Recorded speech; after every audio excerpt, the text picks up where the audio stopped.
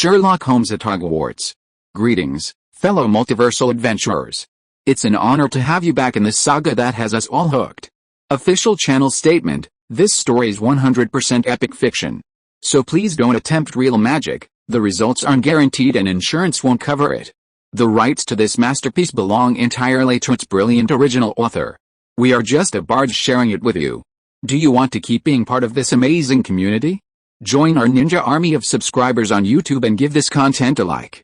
And for true fans, our Patreon has exclusive ninjutsu waiting for you.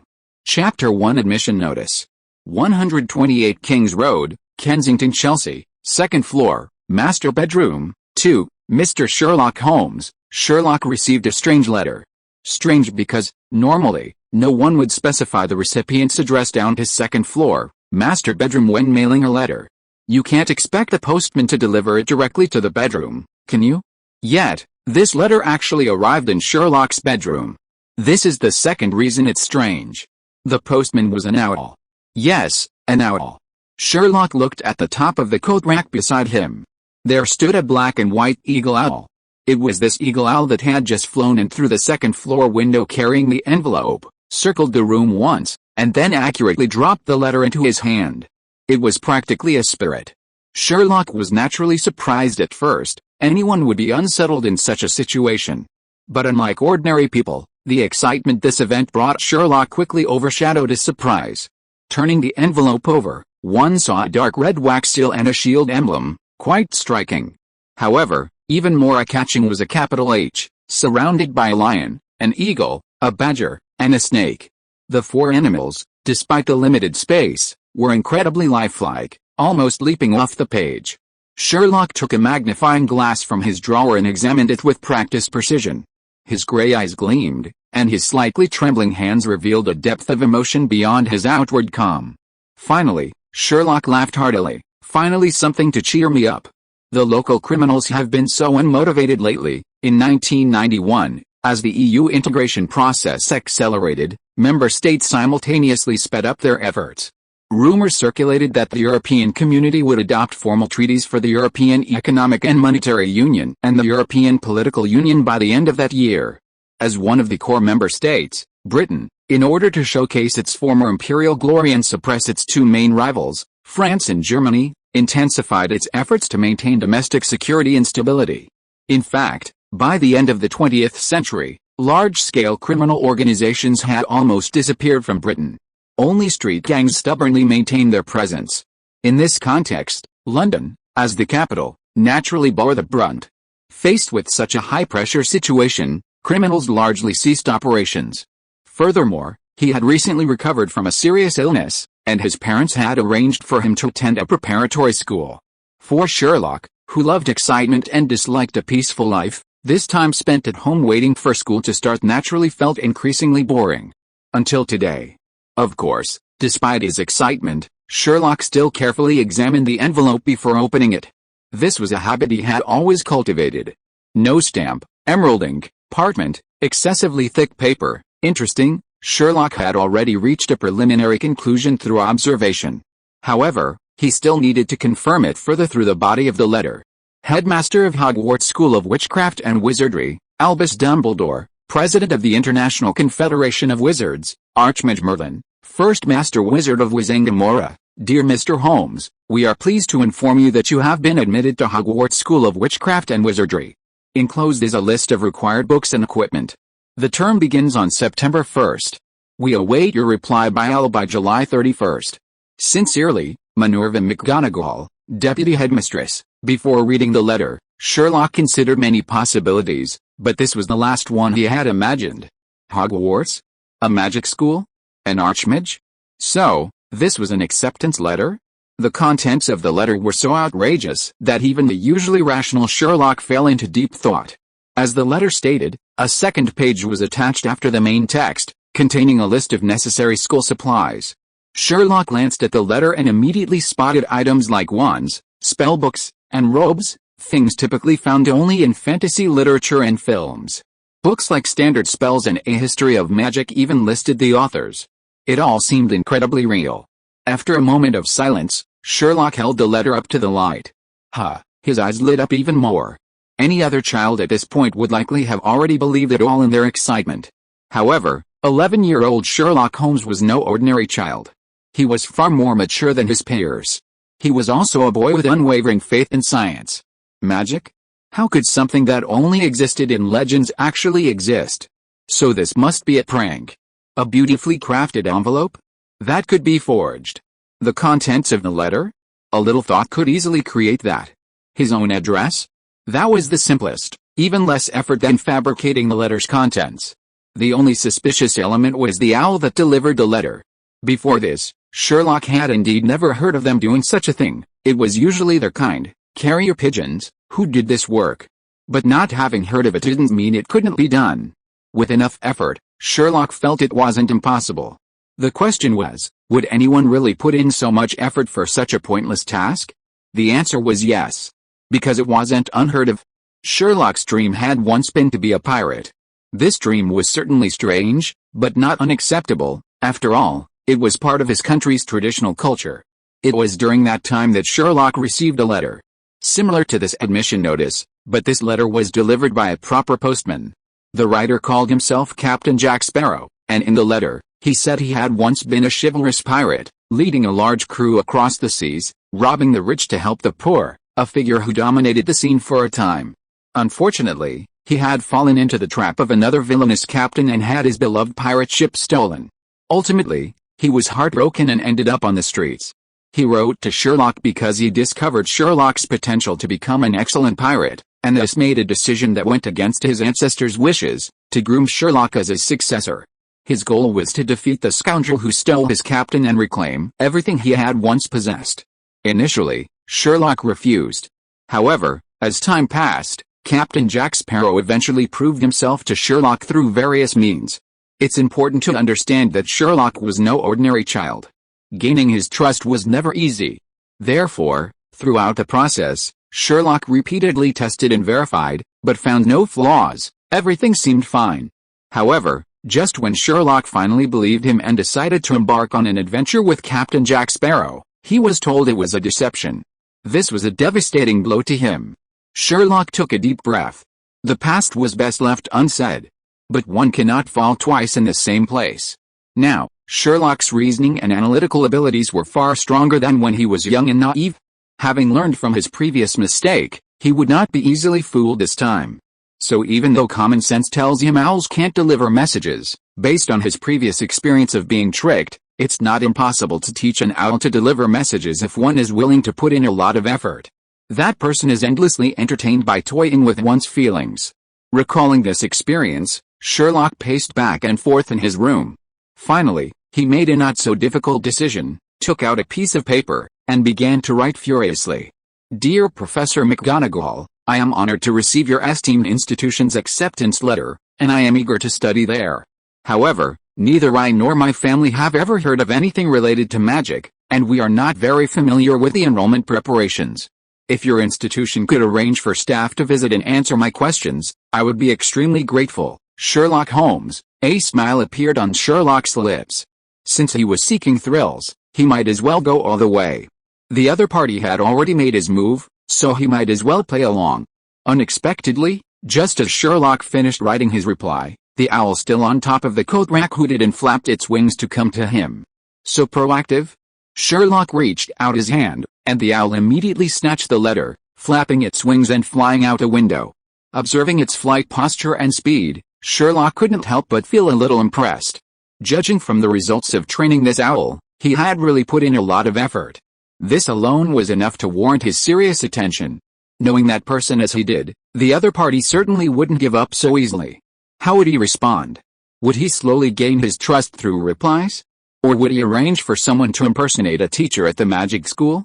Or would he simply jump out and bluntly announce that it was a scam? The only unlikely one was that, after all, both sides wanted to continue this contest.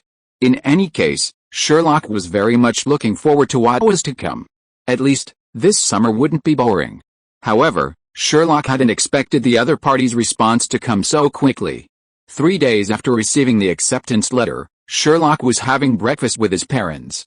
Mrs. Holmes glanced at the newspaper and exclaimed to her husband, "Tannen, the burglary has been solved." Sherlock wasn't wrong. The killer really was that one-armed man. Mr. Holmes smiled and looked at his son.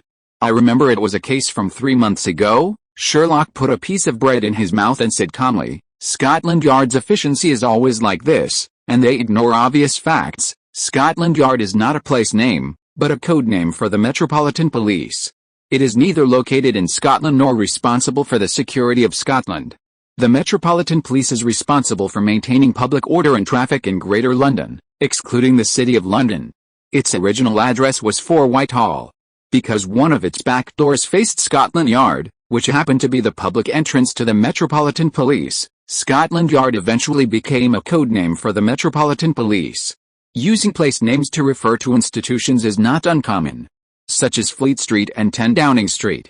This practice exists not only in Britain but also in other countries. For example, Sherlock, who is very interested in investigation, knew places like Lubyanka, 6 Doors, and the Grand Hotel West Icehouse. Mr. Holmes, having overheard Sherlock's comments about Scotland Yard, couldn't help but suggest, Sherlock, why don't you become a detective? Sherlock raised an eyebrow but didn't answer. Just then, a eagle owl flew in through the open window. New author, new book, newbie, please add to your collection. Chapter 2: The Vice Principal visits. Sherlock possessed keen observation and memory. He immediately recognized the owl as the same one that had delivered the letter 3 days prior. Just like last time, it circled the room a few times, then tossed the letter into Sherlock's hand with a snap. Mr. and Mrs. Holmes were stunned. Good heavens, Tannen, what am I seeing? An owl that delivers letters. This must be a hallucination. Oh, by the Virgin Mary, Verida, I bet you it must be a messenger of God. Watching his wife repeatedly make the sign of the cross, Mr. Holmes shook his head and said, Hey, my sweetheart, you're reacting like a mad turkey. It's common knowledge that messengers of God only come to earth at the end of the world. Good heavens, how could you think that? It's a terrible thought, like Aunt Susan's apple pie next door. If you keep saying that, I swear I'll feed you a piece. Mr. Holmes shrugged, ceasing his argument with his wife. He turned to his son. Sherlock, do you also believe it to be a messenger of God? No, Sherlock said coldly, just an owl that has learned to deliver messages. He opened the envelope as he spoke. The reply was extremely simple. I will be visiting at 9 o'clock, Minerva McGonagall. How? Sherlock couldn't help but chuckle. Interesting, it seems that guy has a lot of confidence in the actor he hired. He checked the time, it was 8:45. In a quarter of an hour, this person claiming to be Professor McGonagall would be arriving. Sherlock, what's going on? Faced with his parents' questions, Sherlock shook his head slightly. Let this guest explain that, after all, he was also very interested in seeing this deputy headmistress of Hogwarts School of Witchcraft and Wizardry. At 9 o'clock sharp, there was a knock on the door. Hello, I am Minerva McGonagall, replying to your letter. A woman with a serious expression appeared before the Holmes family. 5 minutes later, Professor Minerva McGonagall and the Holmes family were seated neatly in the living room. McGonagall had a good first impression of Sherlock. He was taller than his peers, so he looked slightly thin. While not a particularly cute type for a boy, he had strong features and a well-defined face. His long, gray eyes were especially striking. Besides his eyes, his long, hooked nose was also quite noticeable. In short, Sherlock's appearance gave off an alert and decisive impression, which matched McGonagall's image of a good student. After a brief exchange of pleasantries, the decisive McGonagall got to the point. Every child with magical talent, if born in England, was automatically placed on the Hogwarts School of Witchcraft and Wizardry's admission list. When these children turned 11, they would receive an acceptance letter delivered by an owl. If the recipient did not receive the letter, the owl would keep delivering until it was received. Besides the admission notice, the letter also included a list of essential supplies, such as uniforms, textbooks, a cauldron, and a wand. For children from wizarding families, this was as commonplace as eating and drinking. However, for some, they were unaware of their magical abilities or the existence of the wizarding world. In such cases, Hogwarts School of Witchcraft and Wizardry would send staff to visit their guardians and explain everything, ensuring they received the information. However, Mr. Holmes was the first to request her assistance. McGonagall looked at Sherlock with even greater admiration as she said this. In McGonagall's view, it was a waste, even a crime, for anyone with magical talent not to receive a systematic magical education. People in the Middle Ages greatly feared magic. Many wizards, especially witches, suffered persecution to varying degrees, some even losing their lives. Wizards at that time lacked a complete education system. All wizarding children learned magic at home under the guidance of their parents. It was under these circumstances that Hogwarts came into being. It has now been around for over 1,000 years. Therefore, it's commendable that people like Sherlock Holmes, born into non-wizard families, have such a positive interest in learning about the magical world. Every year during school admissions, some non-wizard families react with fear and avoidance towards magic. Please, it's 1991. The magical content in films and television shows is based on reality. Why do these people still hold such attitudes towards magic? However, McGonagall, nearing 60, understood this perfectly well. Prejudice in people's hearts is a mountain that cannot be moved no matter how hard you try. Even though the teachers at Hogwarts repeatedly emphasize that a wizard's magic increases with age, and that if a young wizard reaches school age without learning how to control a magical energy will erupt, potentially even resulting in death, the notion that wizards equal evil still persists in some people's minds. Therefore, after several setbacks, Hogwarts established a new rule: if these families, after understanding the truth about the magical world, still do not wish to enroll, then these children can continue to attend regular schools at home. This is tantamount to leaving life and death to fate, wealth and honor to heaven. Of course, Hogwarts doesn't encourage this approach. It's a last resort when all else fails. However, judging from Sherlock's positive attitude, this situation is unlikely to occur. While McGonagall was observing Sherlock, he was also observing her. In fact, before McGonagall finished telling Sherlock and his parents about Hogwarts, Sherlock had already analyzed and judged McGonagall through observation. The result greatly surprised him. Because according to his judgment, this woman who called herself Professor Minerva McGonagall was not lying. From a person's fleeting expression, every muscle movement, and every movement of their eyes, one can deduce their innermost thoughts. For someone skilled in observation and analysis, this is not difficult. Sherlock himself was precisely this kind of person. Before she even sat down and began to get to the point, Sherlock had already judged her character from her wrinkle-free dark green robe, her neatly combed, high-bun curly black hair, and the reflective square lenses of her glasses, serious, stern, and meticulous. Such a person is much easier to spot than an ordinary person if they want to lie. That's why Sherlock began to doubt his earlier judgment. If McGonagall wasn't lying, wouldn't it mean this wasn't that person's arrangement? Magic really exists? When all the impossibilities are eliminated, what remains, however unbelievable, must be the truth, Sherlock murmured to himself. Excuse me, Mr. Holmes, what did you just say? McGonagall looked at Sherlock, not having heard his murmur clearly. Sherlock's parents also looked at him curiously. No, nothing, Sherlock shook his head, then stared intently at McGonagall. There was actually a very simple way to prove whether magic truly existed. Professor, may you demonstrate magic to us? Hearing Sherlock's request, Mr. and Mrs. Holmes also looked at McGonagall expectantly. Of course, McGonagall wasn't surprised at all by this request. She would have been surprised if they hadn't, mainly because she was far too experienced in dealing with such matters. If you agree, after receiving an affirmative answer, McGonagall drew a black wand and elegantly waved it. To the astonishment of the family of three, the teacup in front of Sherlock transformed into an adorable little squirrel. Oh my God! This is unbelievable! Look what I'm seeing, how incredible! The teacup, it's turned into a squirrel. Compared to his parents' exaggerated reaction, Sherlock was much calmer. Magic? Hypnosis? Or an illusion? Even at this moment, Sherlock still tried to explain everything from a scientific perspective. Then, the squirrel, transformed from the teacup, shook its head and jumped into his outstretched palm. Sherlock tried stroking it. Very comfortable. The little guy even rubbed against Sherlock's hand, the furry touch immediately returning. The texture was very real. So, this is real, this isn't a dream. Sherlock looked up at McGonagall and made one last attempt. Professor, can you turn it back? Of course. McGonagall waved her wand again, and the squirrel that had been in Sherlock's hand instantly turned back into a teacup. The tea was even warm. When all the impossible is eliminated, whatever remains, however unbelievable, is the truth. Sherlock said this for the second time. This time he was certain.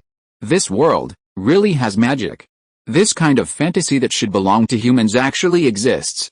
For Sherlock, this was undoubtedly a reconstruction of his worldview. However, once he accepted this premise, Sherlock's thinking immediately opened up. The exquisite envelope, the owl that delivers letters, the strange enrollment method, all of these had a reasonable explanation. This time, he really had misunderstood that guy. Mr. Holmes, would you like to enroll in our school? For McGonagall, she was already used to the surprised reactions of young wizards and their guardians when they saw magic. The key was whether Sherlock could enroll on time. Judging from the fact that he had replied to her letter, Sherlock himself should be fine. Now it depended on what his parents thought. Noticing McGonagall's gaze, Mr. Holmes paused for a moment, then asked, "Professor, is boarding required for enrollment?" "Father, I don't think you'd want me to live 400 miles away in Scotland for school, and have to come home every day." "Scotland? Oh, dear Sherlock, that's too far. Your mother and I wouldn't be able to take care of you. I can take care of myself, but, wait. Just a moment." The Holmes family looked at McGonagall with suspicion. She stared at Sherlock with disbelief. "Mr. Holmes, you just mentioned Scotland." Sherlock glanced at McGonagall calmly.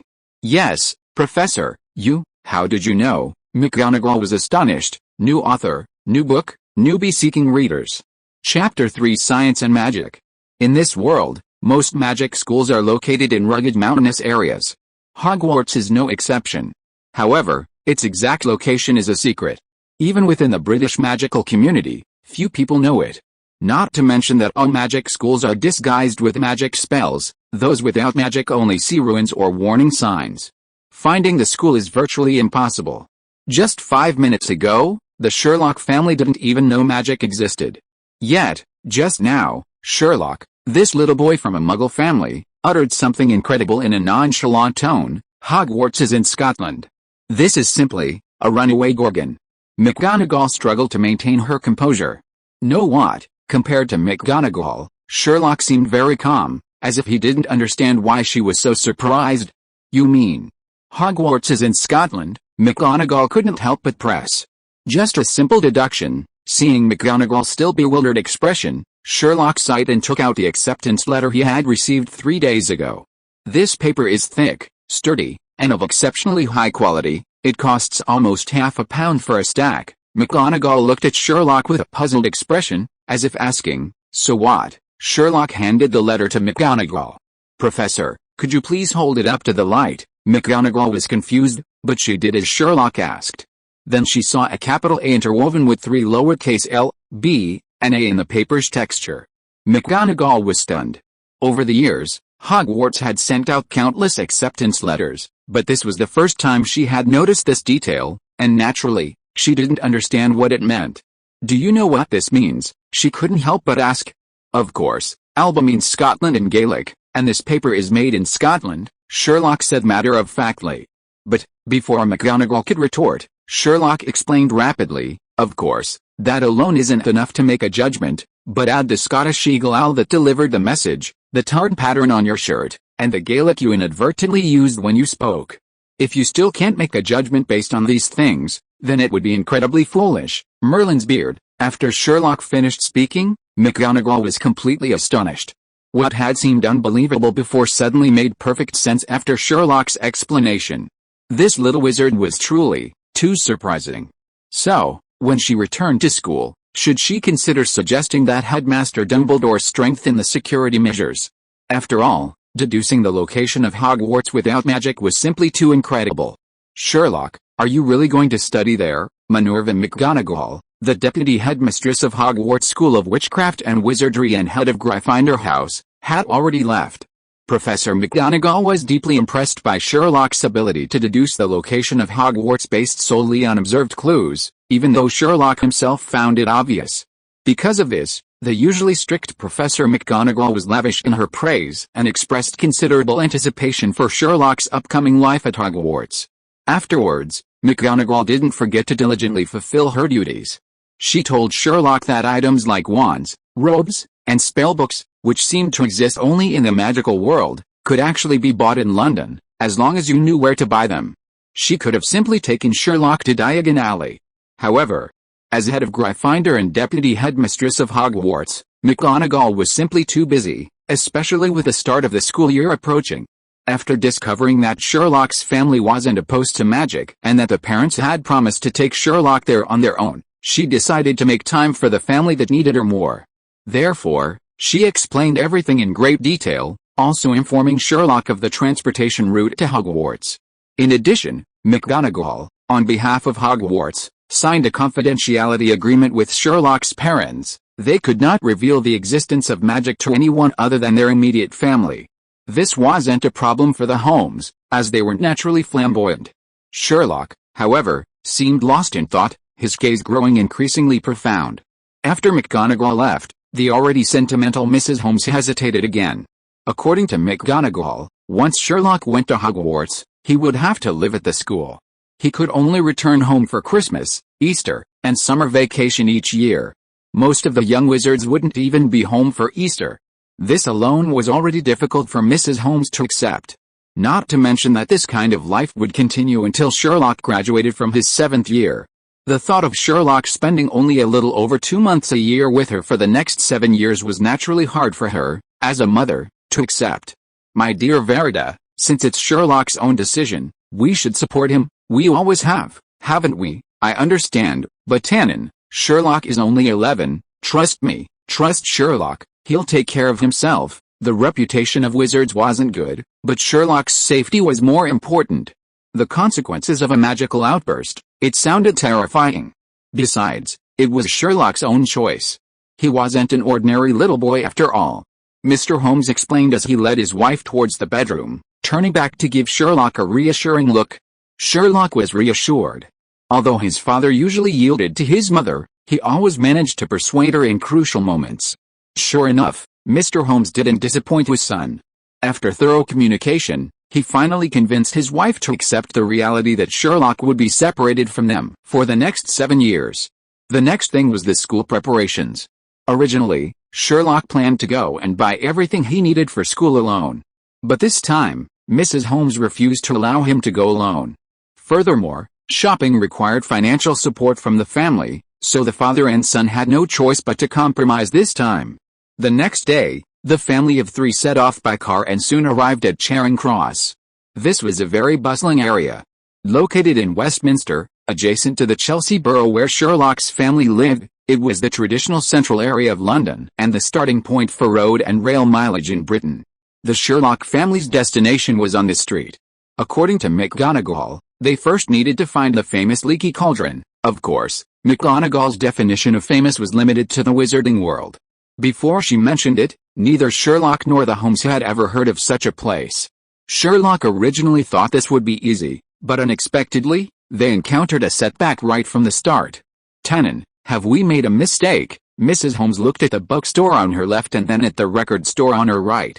Because they were located in the center of London, both stores were very popular. But she looked left and right, up and down, and couldn't find any pubs. Mr. Holmes also frowned. As they watched the passers-by go in and out, some entering the bookstore, others the record store, none seemed to be heading to a bar. At that moment, the couple simultaneously looked at their son. Unlike his parents, Sherlock saw it very clearly. There was indeed a bar there. It was located between the large bookstore and the record store on the other side, just as McGonagall had said. However, even with Sherlock's keen observation, he hadn't noticed it unless McGonagall had specifically pointed it out. As for the others, including Mr. and Mrs. Holmes, they were even less likely to notice. Judging from the hurried pace of the passers-by, they clearly couldn't see the leaky cauldron. Is this the influence of the magical world on the secular world, diminishing its own existence, making ordinary people blind to it? Sherlock realized. Sure enough, once one enters the magical world, interesting things begin to unfold. He immediately responded to his parents' observations. Seeing their son walk straight towards the area between the 2 stores, the couple quickly followed. When they reached it, they finally noticed the bar. Dilapidated, cramped, and dirty, that was the first impression of the leaky cauldron. Stepping inside the bar, the lighting was still dim and the facilities rudimentary. A few tables were set up in the shadows of a corner, where a group of people were drinking and talking loudly. Everything seemed no different from an ordinary bar.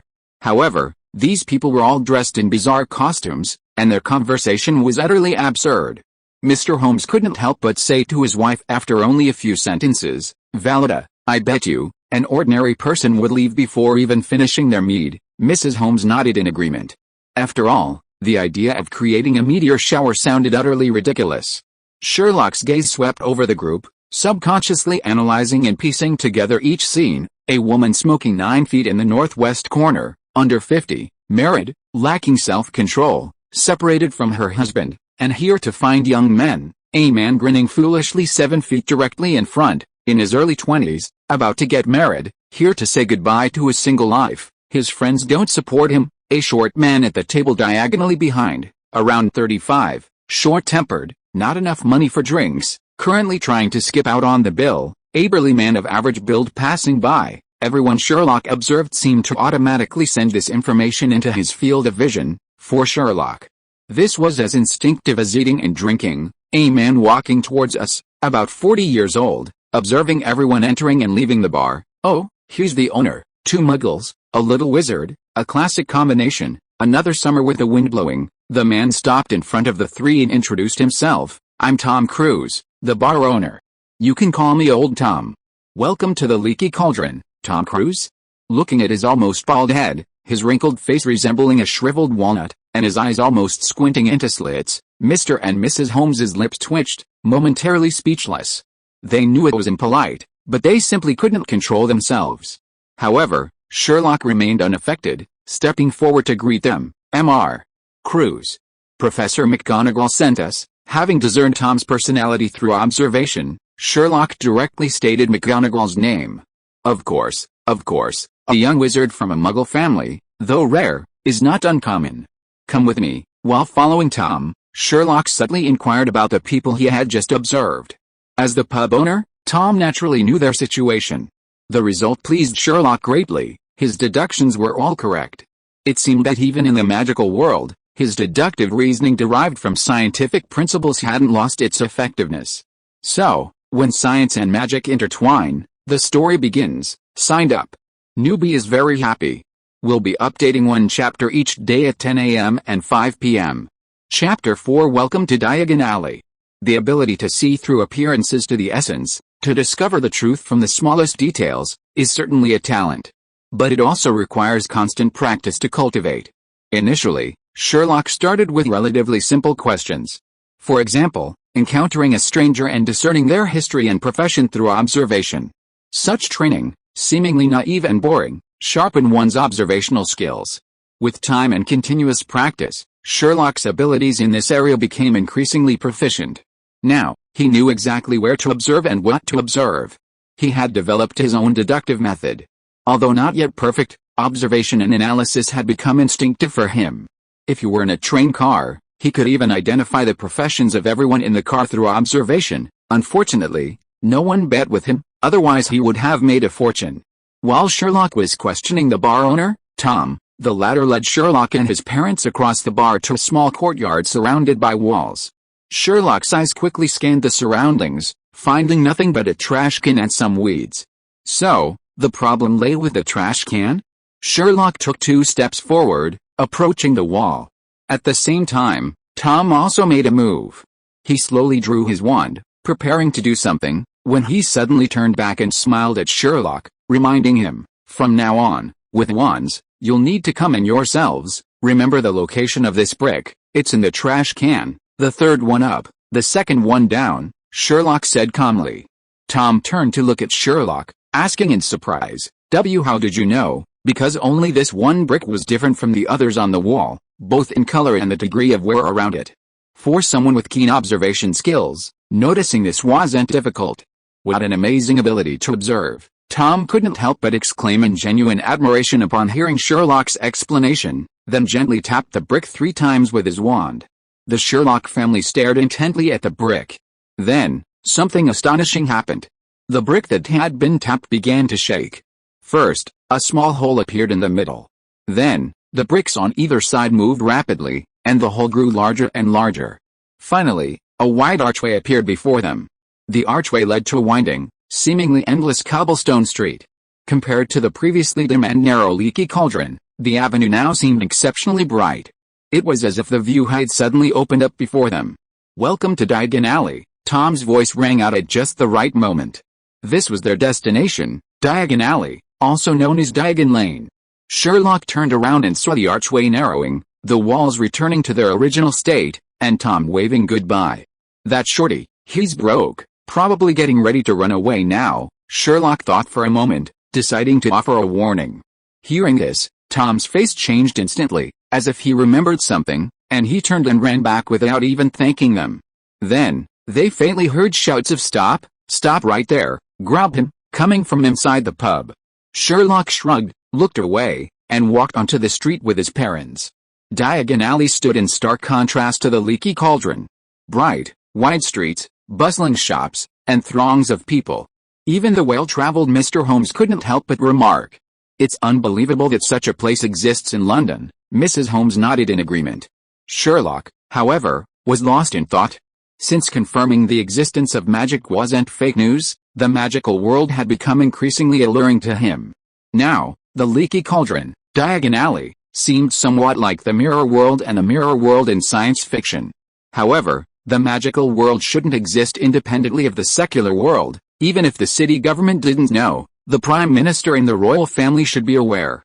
The existence of such a place would certainly reduce the city government's tax revenue, Sherlock thought to himself. Following McGonagall's advice, the three first headed to Gringotts Wizarding Bank on the north side of Diagon Alley. They needed to exchange some magical currency. Yes, somewhat unexpectedly, the magical world truly did have its own monetary system. Gold coins or galleons, 17 silver sickles equal 1 galleon, and 29 bronze nuts equal 1 sickle. This exchange rate inevitably made Sherlock somewhat disdainful of wizards' mathematical abilities. Even if a decimal system couldn't be used, shouldn't the exchange rates between the three currencies at least be consistent?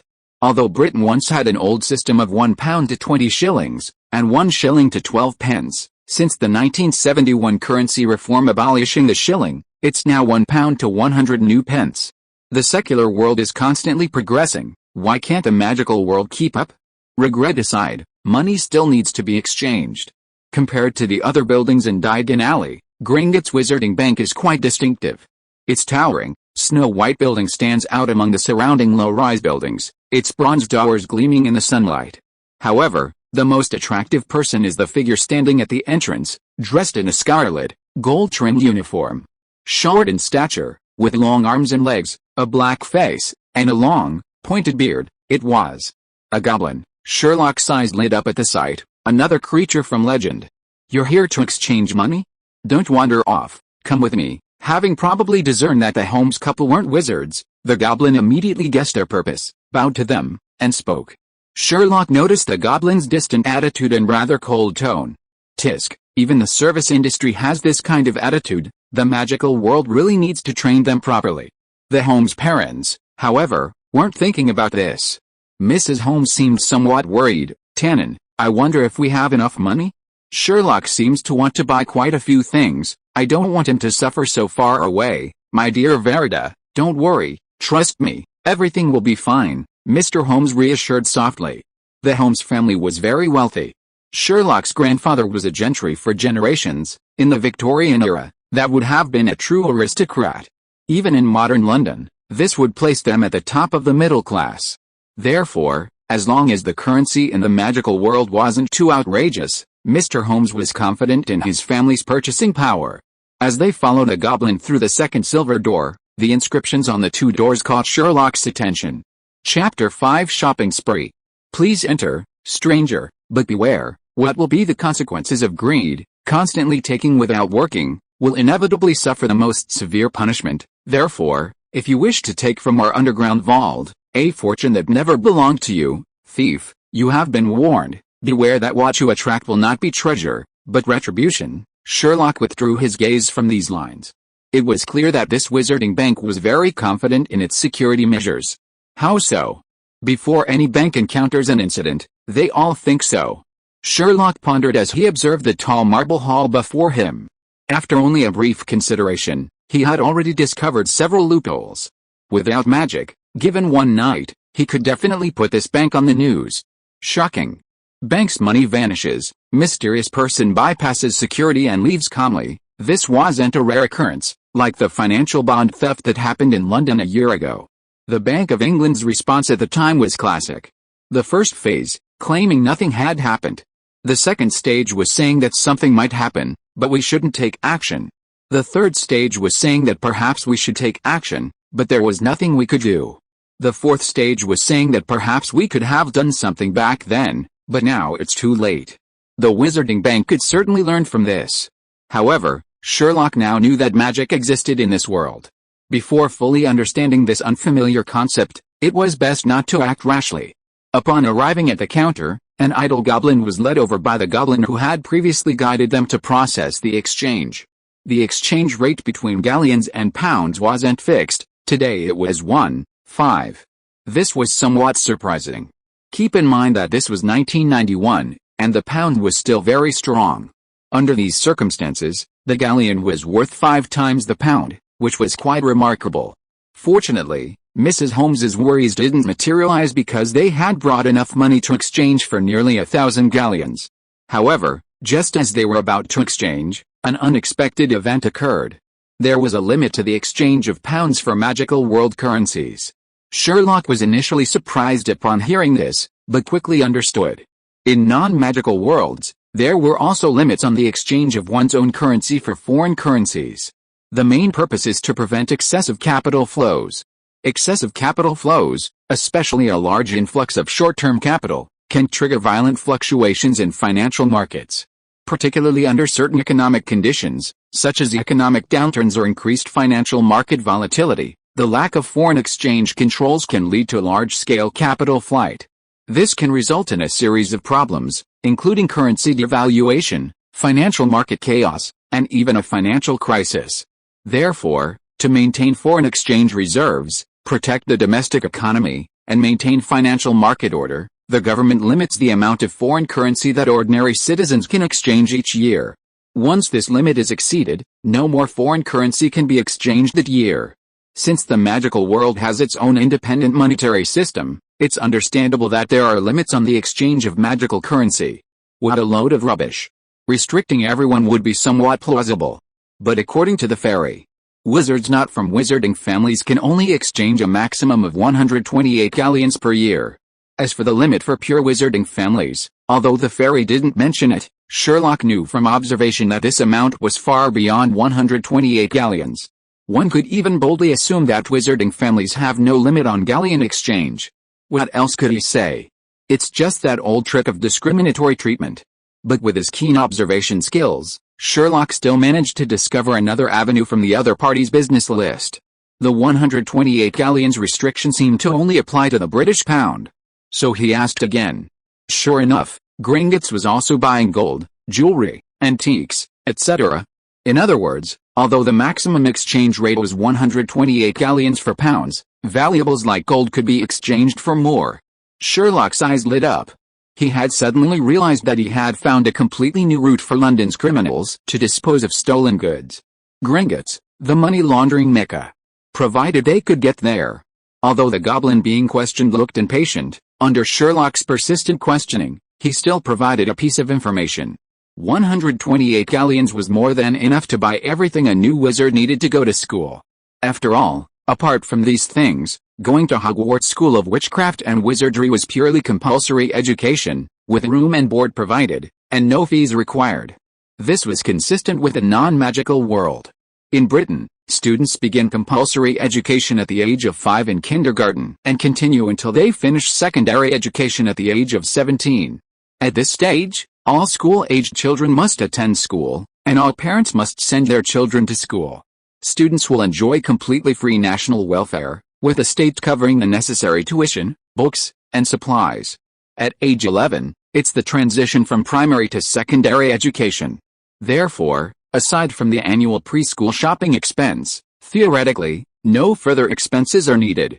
Finally, after paying 640 British pounds to exchange for the maximum amount of galleons, Sherlock and his parents left Gringotts. For a long time after leaving Gringotts, Mrs. Holmes seemed somewhat sullen. Deeply influenced by the idea of traveling with caution, she even considered returning home first to exchange the gold for galleons, so her son wouldn't suffer in distant Scotland. Sherlock promptly stopped her from this idea.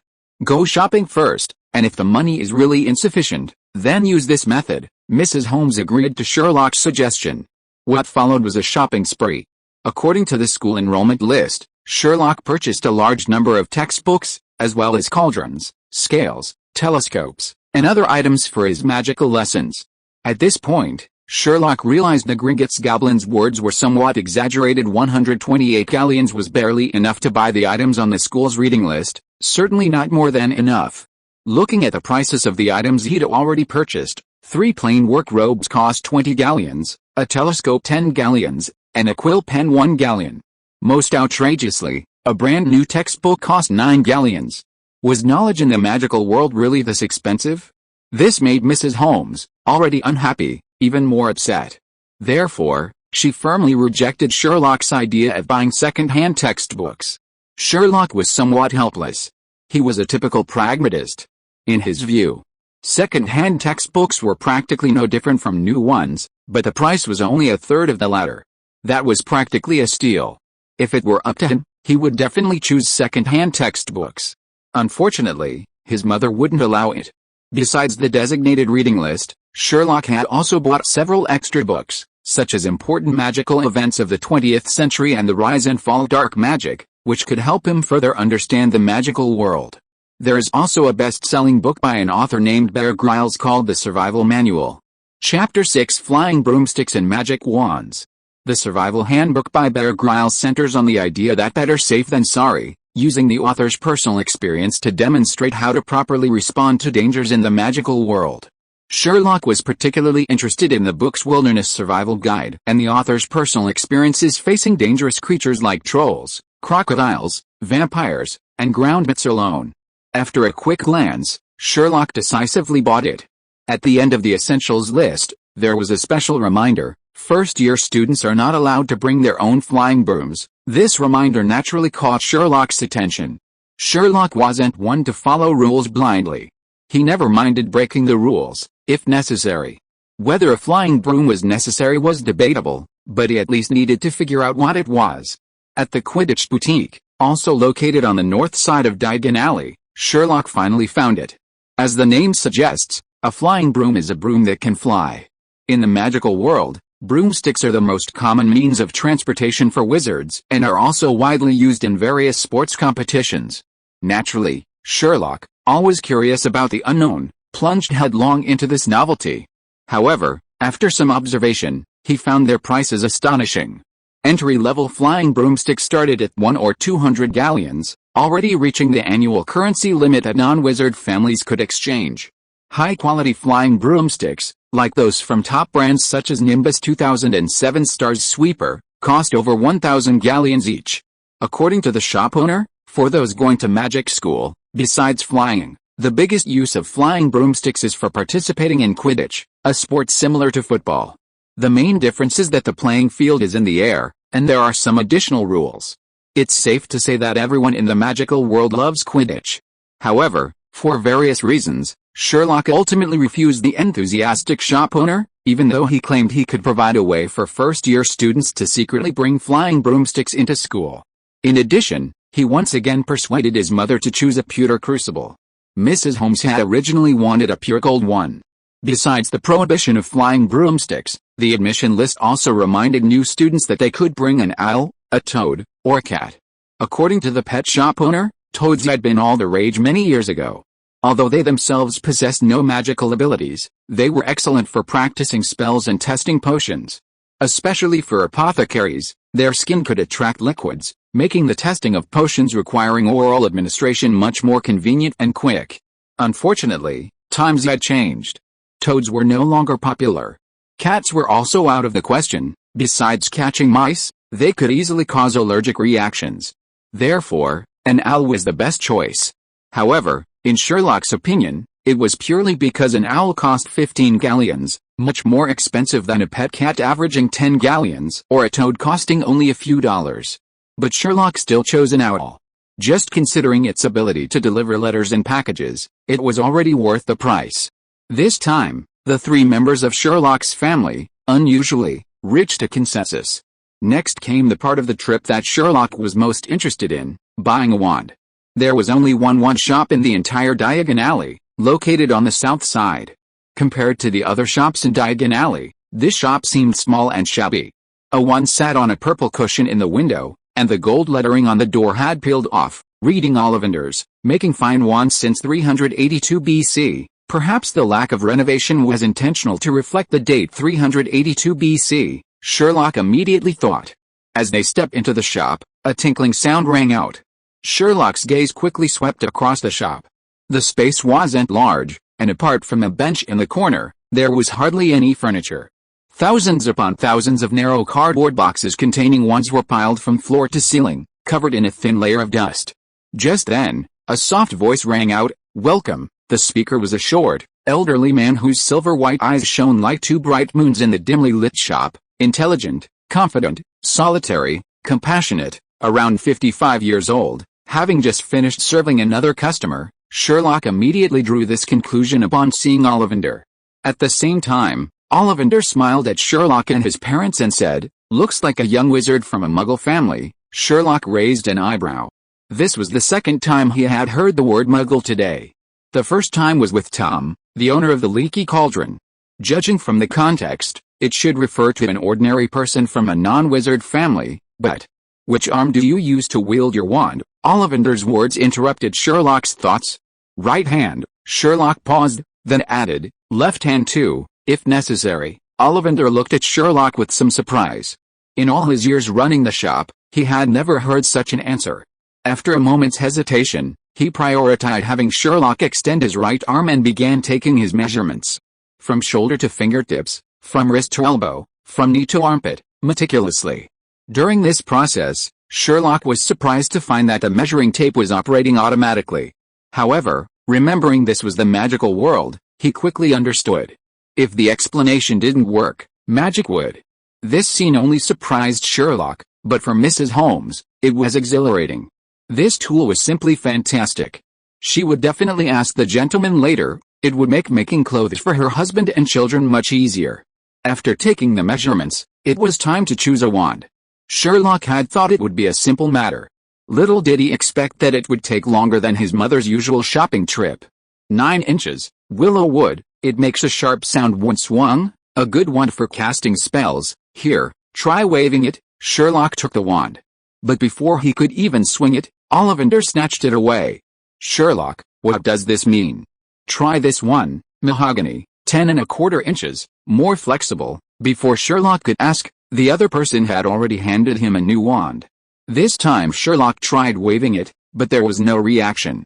Next, unicorn hair, ebony core, good elasticity, 9¾ inches. Something from the next shelf flew off, obviously unsuitable too. Ash, phoenix feather, 7½ inches, black walnut with dragon's nerve, 8 inches. Time, just like that, slowly slipped away unnoticed. Chapter 7, just because I gave you one more glance in the crowd. Ollivander's wand shop. Sherlock tried wand after wand, but none suited him. Ollivander showed no impatience whatsoever. On the contrary, he grew increasingly excited. Sherlock said nothing, simply passively cooperating with the shopkeeper's selection, appearing very patient. Mr. and Mrs. Holmes exchanged bewildered glances. Mainly, they couldn't understand what kind of wand Ollivander considered most suitable. In their view, Sherlock had barely received a wand, let alone swung it, before the strange old man had even raised it, before it was snatched away. This had happened several times already. Finally, Mrs. Holmes couldn't help but speak up, whispering to her husband, "Tannen, why don't we look elsewhere?" Mr. Holmes hesitated, "But I heard this is the only shop here." Huh? Ollivander's hearing was unusually sharp. Despite his attention being focused on Sherlock, he looked up. Is this lady questioning the Ollivander family? Under his sharp gaze, Mrs. Holmes couldn't help but feel a little nervous. No need for that. The Ollivander family has been making staffs since 382 BC. No matter how picky the customer is, they can always find one that suits them, including the one who left earlier. Sherlock suddenly interjected. Ollivander paused for a moment, then chuckled. What a perceptive little wizard. Indeed, there was a picky customer before, a very famous one. He then seemed to realize something and changed his tune. Rather than the wizard choosing the wand choosing its wizard. Remember, no one leaves Ollivander disappointed. By the way, with that, he slapped his forehead, walked to the shelf where the goods had flown out, and retrieved a plain-looking black wand from a corner. Made of beech wood and the heart and nerves of a dragon, 12 inches long, tough yet flexible. Give it a try. Sherlock naturally noticed Ollivander's change of topic. He didn't ask any further questions but accepted the wand as instructed. The moment he grasped the wand, a chill ran through him. A mysterious feeling suddenly arose, as if something had connected him to the wand in his hand. He waved it gently, and a white smoke ring appeared, drifting slowly away. Not only that, but he seemed to hear the sound of a ship's horn and the laughter of sailors. It was as if he and the wand resonated with each other. How wondrous. Even without understanding magic, Mr. and Mrs. Holmes could tell this was a wand suitable for Sherlock. Did this wand choose me? Sherlock asked as Ollivander handed him the wand, now in its box. Yes, the wand chooses the wizard, that's the standard answer. Having finally chosen a wand for his discerning customer, Sherlock, Ollivander seemed quite pleased and explained further, for the true match of a beechwood wand, if it is an adult, then it must be reasonable and experienced. If it is a teenager, Ollivander glanced at Sherlock, a meaningful look in his eyes, then it means he possesses wisdom beyond his years. Wisdom beyond his years? Sherlock pondered. Mrs. Holmes approached and inquired about the automatic measuring tape. She was told it couldn't be used by non-wizards, which left her somewhat disappointed. After paying 8 galleons, Mr. Ollivander bowed and saw them out of the shop. 2 picky customers in one day. Looks like this year's Hogwarts is going to be quite lively, he muttered to himself, watching the family's retreating figures. Having bought the wand, Sherlock and his parents finally ended their shopping spree in Diagon Alley. Even with careful spending, the items on their school list had cost them nearly 80 galleons. With the addition of several extra books, Sherlock had less than 20 galleons left. Mrs. Holmes felt that restricting the exchange of magical currency was discrimination against non-wizard families in the wizarding world, and was quite bothered by it for a while. However, after Mr. Holmes' persuasion, she eventually abandoned the idea of complaining, and the family returned smoothly from Diagon Alley to the Leaky Cauldron. Just as they were about to drive back, Sherlock stopped abruptly. He noticed an adult couple with a little girl, lingering between the bookstore and the record store. With just a glance, Sherlock deduced they were a couple with their daughter, and that their purpose was the same as theirs not long ago. Sherlock's actions caught the attention of the Holmes couple. Following his gaze, they too saw the family of 3 wandering between the bookstore and the record store. The couple were neatly dressed and well-mannered. The little girl had thick, long brown hair and was chattering away. Although they didn't possess Sherlock's analytical skills, it wasn't difficult to guess they were also looking for the Leaky Cauldron. Mrs. Holmes was a kind-hearted woman. Remembering her family's recent ordeal, she immediately pulled her husband over, clearly intending to help.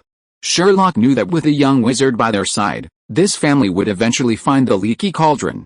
But he hadn't expected his mother to intervene so readily after just one glance in the crowd. Seeing his parents already talking to the family, he could only join in. As expected.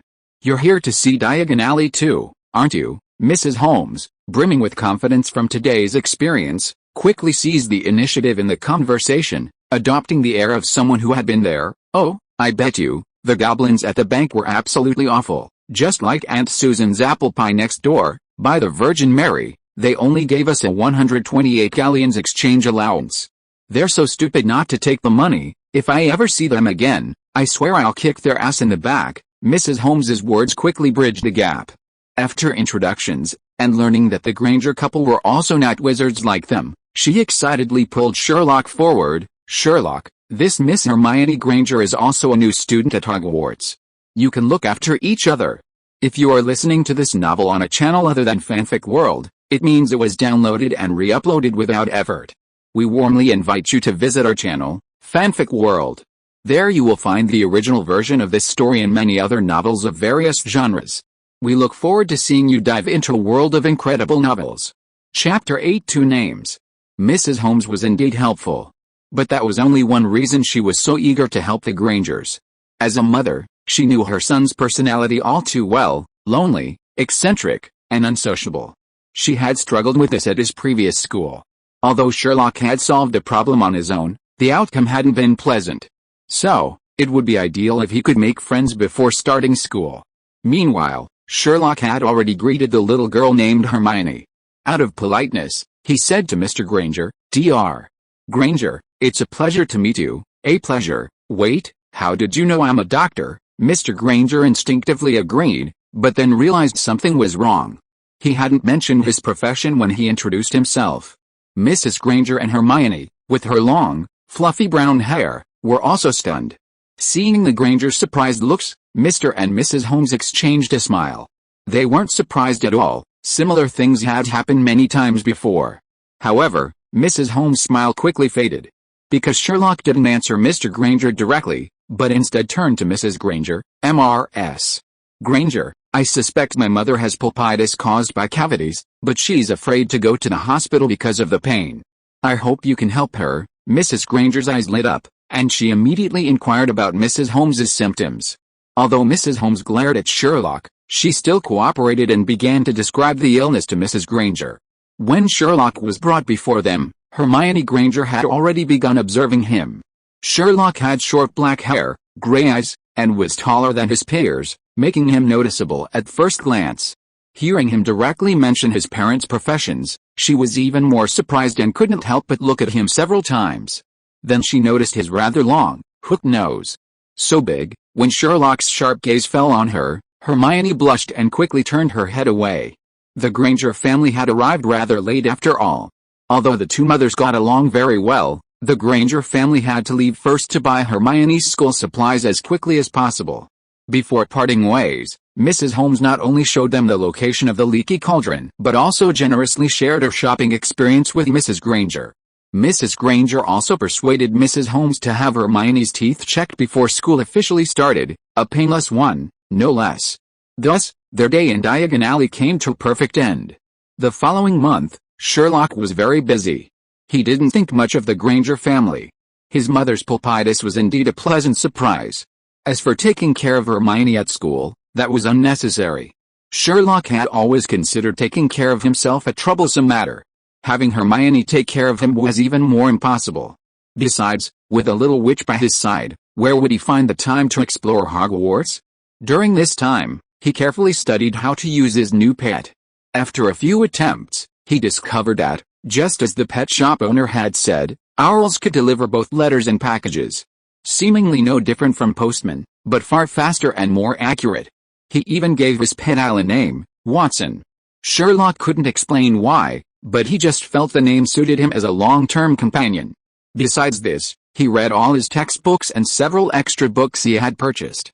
Through them, Sherlock finally gained a systematic and comprehensive understanding of the wizarding world. Compared to the young witch Hermione Granger, he was more interested in two other names. One was Harry James Potter. This name appeared in both the school's required reading list, A History of Magic, and Sherlock's own extra books, Important Magical Events of the 20th Century and the Rise and Fall of the Dark Arts. This boy, the same age as him, was born on July 31, 1980.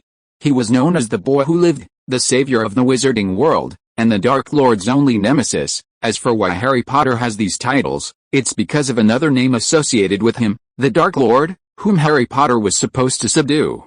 According to the books, he was the most powerful and dangerous dark wizard in history. Many books even refer to him by his name as the one whose name cannot even be mentioned. Only a very few books use the name Voldemort, and even then, it's usually only mentioned once. When he's mentioned again later, he's referred to as the Mysterious Man or the Dark Lord. Sherlock, a staunch believer in science, couldn't understand this. It was truly absurd. Perhaps, that's just the nature of the wizarding world? In any case, due to Voldemort's immense power and numerous followers, he once ruled the wizarding world. For the entire wizarding world, it was the darkest period in its history. However, where there is oppression, there is resistance. The oppressive rule of darkness aroused increasing discontent, and finally, a protracted war broke out between good and evil. The person leading the White Wizards in their war against Voldemort was none other than Dumbledore, the headmaster of Hogwarts School of Witchcraft and Wizardry. This is why Hogwarts School of Witchcraft and Wizardry and Dumbledore himself held such a high position in the wizarding world. This war, known as the Wizarding Wars, lasted for a full 11 years. The entire wizarding world suffered greatly in this war. According to the books, if the war had continued, Voldemort might have truly ruled the wizarding world. However, in the 11th year of the Wizarding Wars, when Voldemort's power was at its peak, a turning point appeared. On October 31, 1981, Halloween Eve, for reasons unknown, the fearsome Dark Lord arrived in Godric's Hollow. It was a small village in southwest England, a semi-wizard community named after the famous wizard Godric Gryffindor. Harry Potter and his parents lived there. Undoubtedly, the Potters were excellent wizards.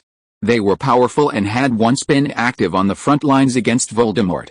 Even so, in a direct confrontation with Voldemort, the Potters were brutally murdered without any doubt. After killing the Potters, Voldemort then pointed his wand at Harry Potter, who was only 15 months old. But the Dark Lord, possessing immense power and having personally killed hundreds, striking fear into the entire wizarding world, has failed. His once invincible magic reduced the Potter family's house to rubble. Yet Harry himself emerged unscathed. Thus, Harry Potter becomes the only person to date to have survived Voldemort's clutches. Chapter 9: The Long Platform, The Long Wait. The Dark Lord Voldemort vanished. All that remained was Harry Potter and a lightning bolt-shaped scar on his forehead. To this day, no one knows the reason. Regardless, it is an undeniable fact that the Dark Lord, who dominated the wizarding world, was defeated by an infant. Thus, the 11-year Wizarding Wars came to an end, and the wizarding world was finally freed from darkness and terror. Because of this, Harry Potter became a household name and hero even before he grew up, revered as the boy who lived. Some even proposed making the day Voldemort disappeared Harry Potter Day. Of course, this request was ultimately not fulfilled. But this did not diminish Harry Potter's special status in the wizarding world. According to the rules of the wizarding world, Harry Potter, the same age as Sherlock, would also enroll in school that summer of 1991. Undoubtedly, Harry Potter's appeal to Sherlock was far greater than that of Hermione Granger. Therefore, after learning about this history through books, Sherlock made a decision. After the start of the school year, Sherlock quickly approached Harry Potter, using this important figure as a breakthrough to understanding the wizarding world. Sherlock had no doubt that if his world were a novel, Harry Potter, even if not a protagonist, would be a crucial character. Being with him would inevitably bring a constant stream of conflicts, making it much easier to understand the entire wizarding world. Furthermore, compared to adults like Albus Dumbledore and Minerva McGonagall, it was undoubtedly easier to find a breakthrough through Harry. Of course, this was relative.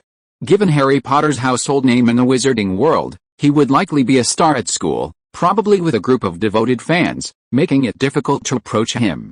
But that only made it more challenging. Finally, September 1st arrived. On this day, Mr. and Mrs. Holmes escorted Sherlock to King's Cross Station. Sherlock deduced that Hogwarts was in the Scottish Highlands, a conclusion confirmed by Professor McGonagall. But to travel by train, well, to put it jokingly, taking the train to wizarding school seems a bit ridiculous. Have they run out of magic carpets? What the couple found even more perplexing was that the train ticket indicated Sherlock was to take the 11 o'clock train from platform 9 3/4. As everyone knows, King's Cross Station in London only has platforms 9 and 10, there's never been a platform 9 3/4. Fortunately, Professor McGonagall was a responsible staff member. While carefully explaining how to get into Diagon Alley, she also showed Sherlock how to find this seemingly non-existent platform 9 3/4 10 o'clock, King's Cross Station. One platform had a large plastic sign with the number 9, and the other a large plastic sign with the number 10. Naturally, there was nothing in between. But Sherlock knew that platform 9 3/4 was behind the partition wall between the two, requiring special means to enter. The moment of parting arrived. Mr. Holmes smiled and waved repeatedly to his son. Mrs. Holmes turned away, her shoulders trembling, clearly unwilling to face this moment of parting. As a sentimental person, her reaction was not surprising. Mr. Holmes, fully demonstrating his responsibility as head of the family, waved goodbye to Sherlock again before tightly embracing his wife's shoulders and leaving. Watching his parents leave, Sherlock didn't rush to smash his head against the wall. He first curiously reached out and touched it. It was solid, not a mere illusion. He then tapped on the bricks. The thump, thump, thump sound confirmed it wasn't hollow.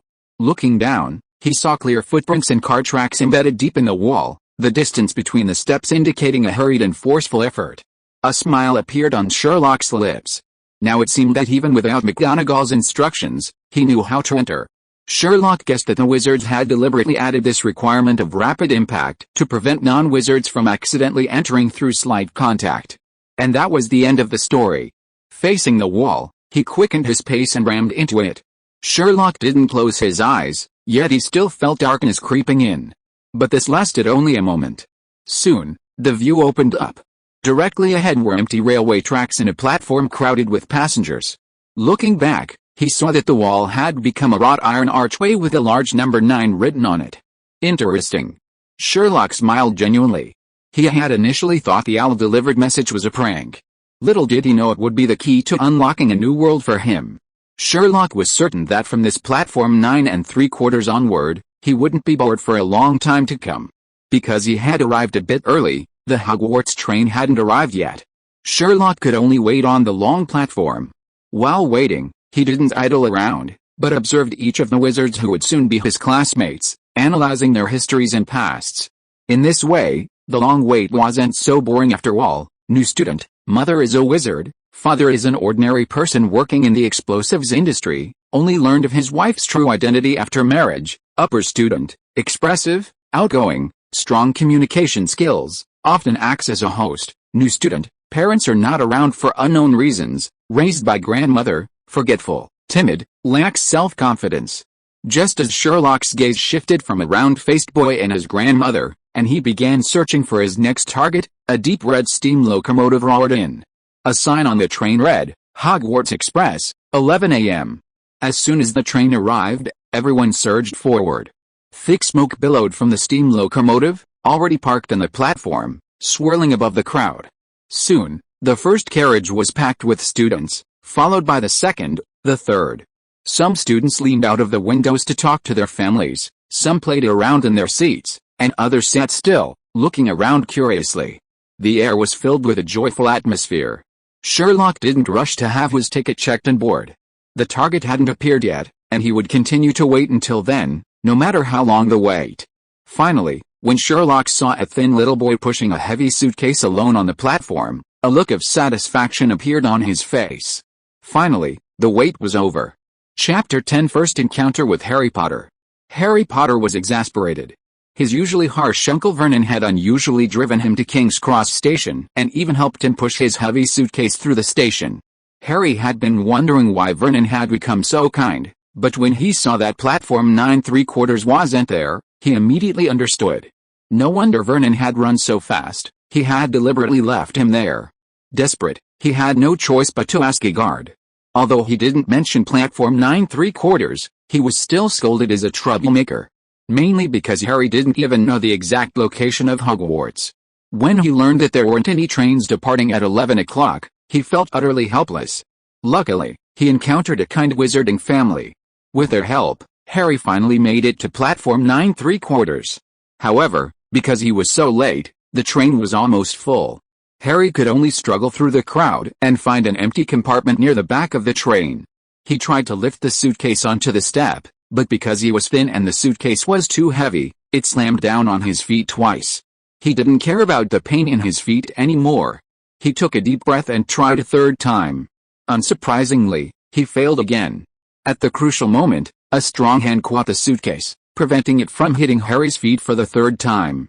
Harry looked up, and a striking face appeared in his line of sight. "You need help." The person lifted the suitcase onto the step with a slight effort, smiling at Harry. Harry grew up in an environment of bullying and oppression, both at home and at school. At home, he didn't even have his own room. His aunt and uncle made him live in a spider-infested storage room under the stairs. If he caused trouble, he would be punished by being denied food and constantly bullied by his cousin Dudley. At school, Harry had no friends. This was also because of Dudley. As the school bully, Dudley was extremely arrogant. He was the only one who dared to take off his pants in public, the only one who had to pull them up after someone urinated on him. With everyone knowing Dudley hated Harry the most, no one wanted to go against Dudley's gang.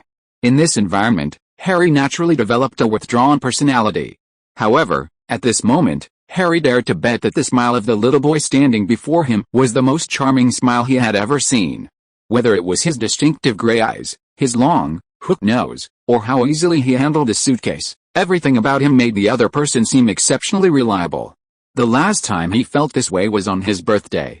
Hagrid the Giant brought a letter of recommendation for Hogwarts and told Harry he was a wizard. "I am Sherlock Holmes, a first-year student." "And you?" While Harry was still in a daze, Sherlock had already extended his hand to him. "Why hello, Holmes, I am Harry Potter, Also a first-year student, Harry was so nervous that he extended both hands when facing Sherlock. But he quickly realized how silly that was and hurriedly withdrew one hand. The main reason was that he lacked social experience and was afraid the other person would laugh at him. Sherlock, of course, wouldn't do that. Even for Sherlock, finding Harry Potter, whom he had never seen before, on an entire train was no easy task. Fortunately, Sherlock arrived early enough to allow him ample time to filter out those waiting on the platform. This way, he only needed to focus his attention on those just entering the platform. Even so, Sherlock was somewhat surprised. When he found Harry, he discovered that Harry had come alone and didn't seem to be in good condition. This fact made Sherlock wonder if he had the wrong person. Even if Harry had lost his parents, given his status in the wizarding world, it wouldn't be strange if 10 or 8 people came to see him off, right? But he had come alone. Once all the impossible scenarios were eliminated, whatever remained, however unbelievable, was the truth. So Sherlock understood that the hero who saved the wizarding world hadn't grown up in the wizarding world but had remained in a non-wizarding world. This made Sherlock even more interested in Harry. "Just call me Sherlock," Sherlock said, extending his hand to shake Harry's. "It's crowded up ahead, so let's sit here, Potter, or, can I call you Harry too?" Okay, Harry nodded instinctively. When he realized what was happening, he found himself being ushered to the window seat of the carriage by Sherlock. Sherlock then carried all his luggage in, including his pet owl, Hedwig. Being so thoroughly taken care of by the newly acquainted Sherlock didn't bother Harry much. In fact, he felt much more at ease. Stepping into the wizarding world for the first time, he was incredibly nervous and desperately needed someone like an older brother. A bold thought even crossed his mind, if only he could stay with Sherlock like this forever. Compared to his cousin Dudley, this new classmate, who seemed so reliable, felt like a real older brother. If Sherlock hadn't said so, he would have thought the other was an older student. After the two settled in, Sherlock glanced at Harry again. "You don't seem to be doing very well." Just that one sentence ignited a strong urge in Harry to confide. Looking at Sherlock's encouraging gaze, he poured out his story of the past few years. Sherlock, at this moment, was a good listener, nodding frequently and occasionally asking follow-up questions. After their conversation, Sherlock gained a more comprehensive understanding of Harry, even more interesting than he had imagined. "So, your uncle dropped you off at the station today and then left, but luckily you received help from others and managed to get here." "Exactly. I was wondering why he suddenly became so nice." "Wait, how did you know?" Harry was speaking when he suddenly realized something was wrong. He stared at Sherlock in shock. "I only said I've been staying with relatives all these years. I didn't say it was my uncle." "And how did you know I couldn't find the platform and received help from others?" Sherlock was already used to Harry's reactions. Initially, he even enjoyed it. After explaining his reasoning process in detail, and seeing the surprised and admiring looks on the faces of those around him, a sense of superiority welled up within him. However, after so many such instances, Sherlock had become accustomed to this reaction, to the point of finding it utterly boring. Now, he felt that this ability was commonplace and not worth mentioning at all.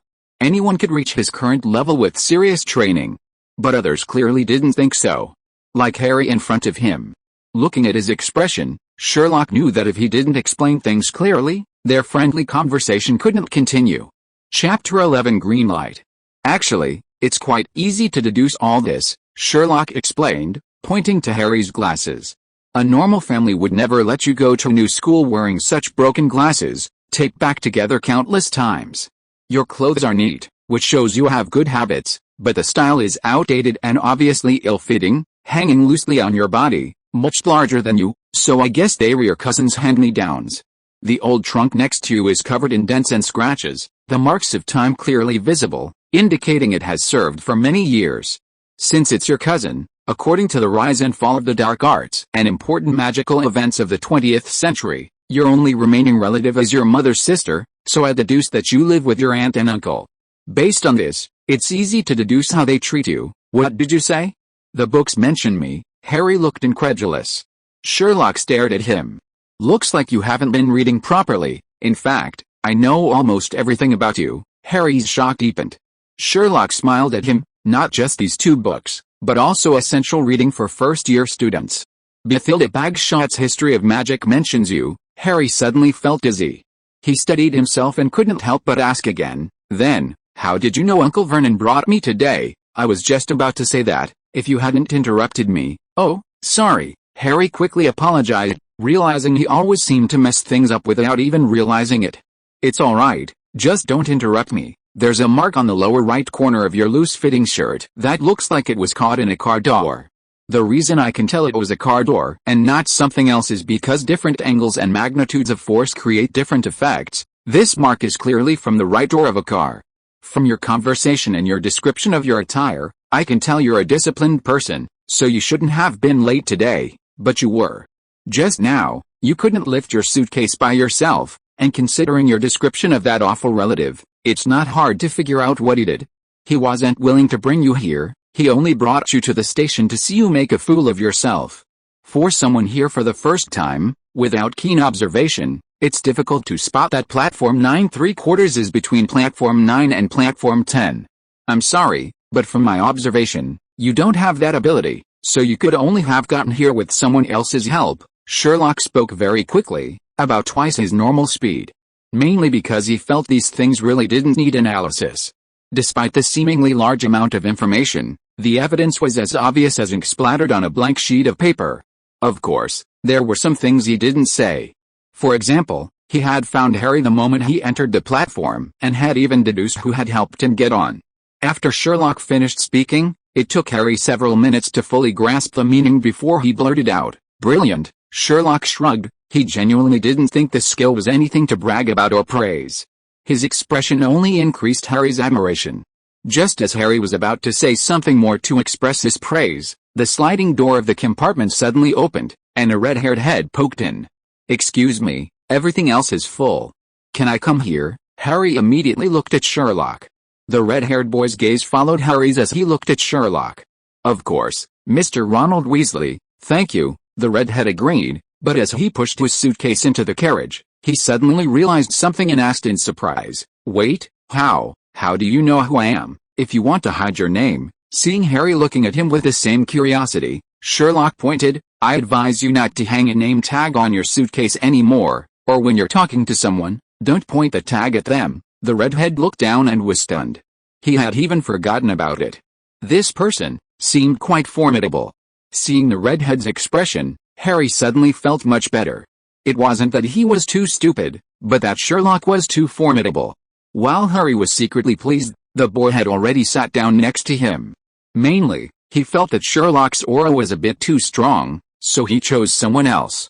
Facing Sherlock, Ronald's performance wasn't much better than Harry's earlier. He was also somewhat nervous. In this situation, Sherlock naturally held the absolute initiative. He was also somewhat interested in Ronald. According to records, the Weasley family was one of the 28 holy pure-blood families, with a long history in the wizarding world. Red hair was their family's signature feature. The 28 holy pure-blood families referred to a wizard or wizarding family possessing pure or near-pure wizarding blood. This was also a point of knowledge introduced in the history of magic. Originally, he planned to use Harry as his entry point to understand the wizarding world. However, judging from his recent interaction with Harry Potter, who grew up in an ordinary family, knew less about the wizarding world than he, someone who had only read books for a month. In this situation, Ronald, from the Weasley family, was a very suitable candidate. "I am Sherlock Holmes, just call me Sherlock." After introducing himself, Sherlock pointed, "He is Harry Potter." He stopped after saying this, because he had already guessed Ronald's next reaction. Ronald certainly didn't disappoint him. "Harry Potter? Wait, you said he's Harry Potter." "That Harry Potter?" Ronald's voice suddenly rose. He immediately realized this was inappropriate and quickly lowered his voice, staring at Harry incredulously as he asked, "You're Harry Potter?" Ronald's gaze remained fixed on Harry. Clearly, this surprised him more than Sherlock had just determined his identity.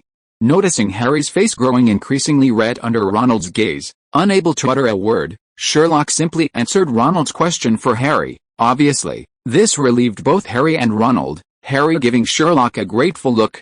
"It's unbelievable that I'm in the same carriage as Harry Potter." Although he already knew of Harry's immense influence through books, Ronald's actions were the first time Sherlock had witnessed it in reality. This was getting more and more interesting. At this moment, Harry also lifted his hair, revealing the scar to Sherlock and Ronald. Ronald's eyes widened in surprise. This is what the man from Dark Souls did. Yes, Harry nodded, but I don't remember anything. Ronald asked again urgently. Not at all. I only remember lots of green lights. Nothing else. Green lights? What are those? I don't know.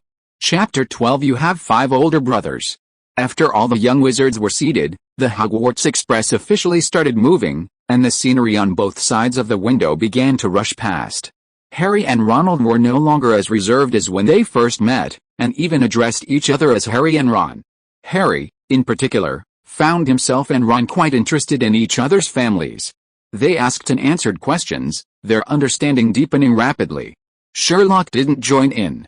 He could already deduce their situations simply from their conversation. He was more interested in the lightning bolt-shaped scar on Harry's forehead. Of course, in Sherlock's eyes, the scar looked less like the legendary lightning bolt and more like a capital N. Harry and Ron were getting increasingly excited, and Ron, caught up in the conversation, decided to demonstrate some magic to his 2 Muggle-born friends. George told me a spell that can turn it yellow. It referred to Ron's pet, a grey rat named Scabbers, a pet that his prefect brother Percy had discarded. Ron opened his suitcase and began rummaging through it. The suitcase was quite messy. He moved a pile of books, pulled out 2 robes, and after a long while, finally drew out a wand. Want to see? He asked his 2 friends expectantly. Hurry up, Harry said immediately. Sherlock also watched Ron with great interest. During the summer holidays, he had tried many spells and succeeded. Logically speaking, his magical talent should be quite good. However, he was powerless against transfiguration spells like McGonagall's, which turned a teacup into a squirrel. Of course, after reading the textbook, Sherlock knew that it wasn't first-year material, it was beyond the curriculum. Under the watchful eyes of his 2 friends, Ron cleared his throat and waved his wand. Daisies, sweet cream, and sunshine, turn this silly fat mouse yellow. 1 second, 2 seconds, 3 seconds. Scabbers remained grey and sound asleep, completely unaffected. Harry, degree, Sherlock. Ron paused, raised his wand again, and tried once more. Daisy, sweet cream, and sunshine, turn this silly fat rat yellow. Still nothing happened. Harry, Sherlock, okay, I knew this spell wouldn't work. I bet George knew it was a dud from the start. Ron put away his wand with a disappointed look. Is it the problem? Hearing Sherlock's question, Ron didn't react. What? Your second brother's wand? Sherlock pointed to Ron's wand. This wand was very old, with some parts peeling off, and one end was still shining with a white light. Oh, this is Charlie's old wand. The unicorn hair is almost showing, but my dad said it won't affect its use. Ron carefully touched the worn wand, then suddenly looked up.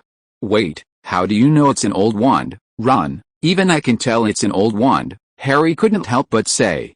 He was secretly pleased, feeling a surge of intelligence. No, I mean, how do you know it's my second brother's wand? I haven't even told you how many brothers I have, right? Harry realized.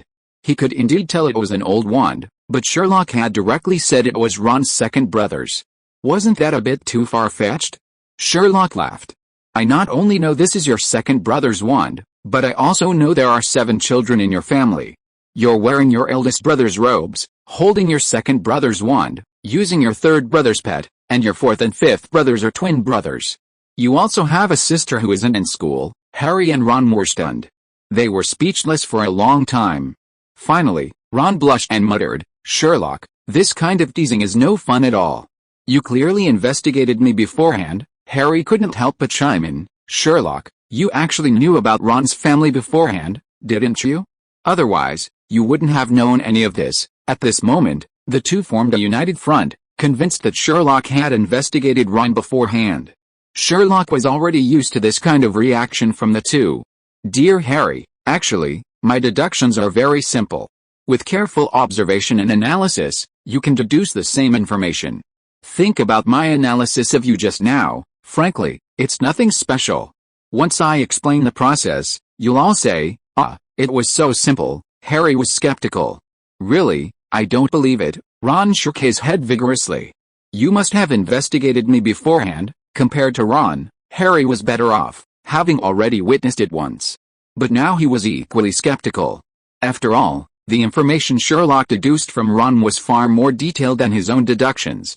Seeing the eager curiosity in their eyes, Sherlock smiled and said, "All right, let me explain. Ron's robes, wand, textbooks, and even his suitcase are all old, which is enough to show that he was born into a family with many children. Sorry, I took a second look when you opened the suitcase to rummage through it. Your robes have been altered and don't fit quite right. I think your sneakers will be visible when you put them on later, and the old wand is too obvious. Even Harry noticed it just now." "Harry, but that doesn't mean the wand belongs to my second brother," Ron couldn't help but say. Sherlock shrugged. "Generally, wands and robes are purchased at the same time, but judging from the condition of your wand and robe, the robe was clearly purchased a while ago. Items like wands and robes are only left to children still in school after they leave, so your two older brothers must have already graduated. Besides, when you cast a spell on me earlier, you mentioned that Scabbers was a gift from your older brother who is the prefect, and that George taught you the spell, which means you have at least two more older brothers. Coincidentally, I saw you talking to a pair of twin brothers on this train. No one would doubt that you're not related. You have the same red hair and similar appearances. But the prefect wasn't among them. The prefect has two specially designated compartments at the front, so it's not hard to find out. Based on all this information, it's not difficult to deduce this, is it?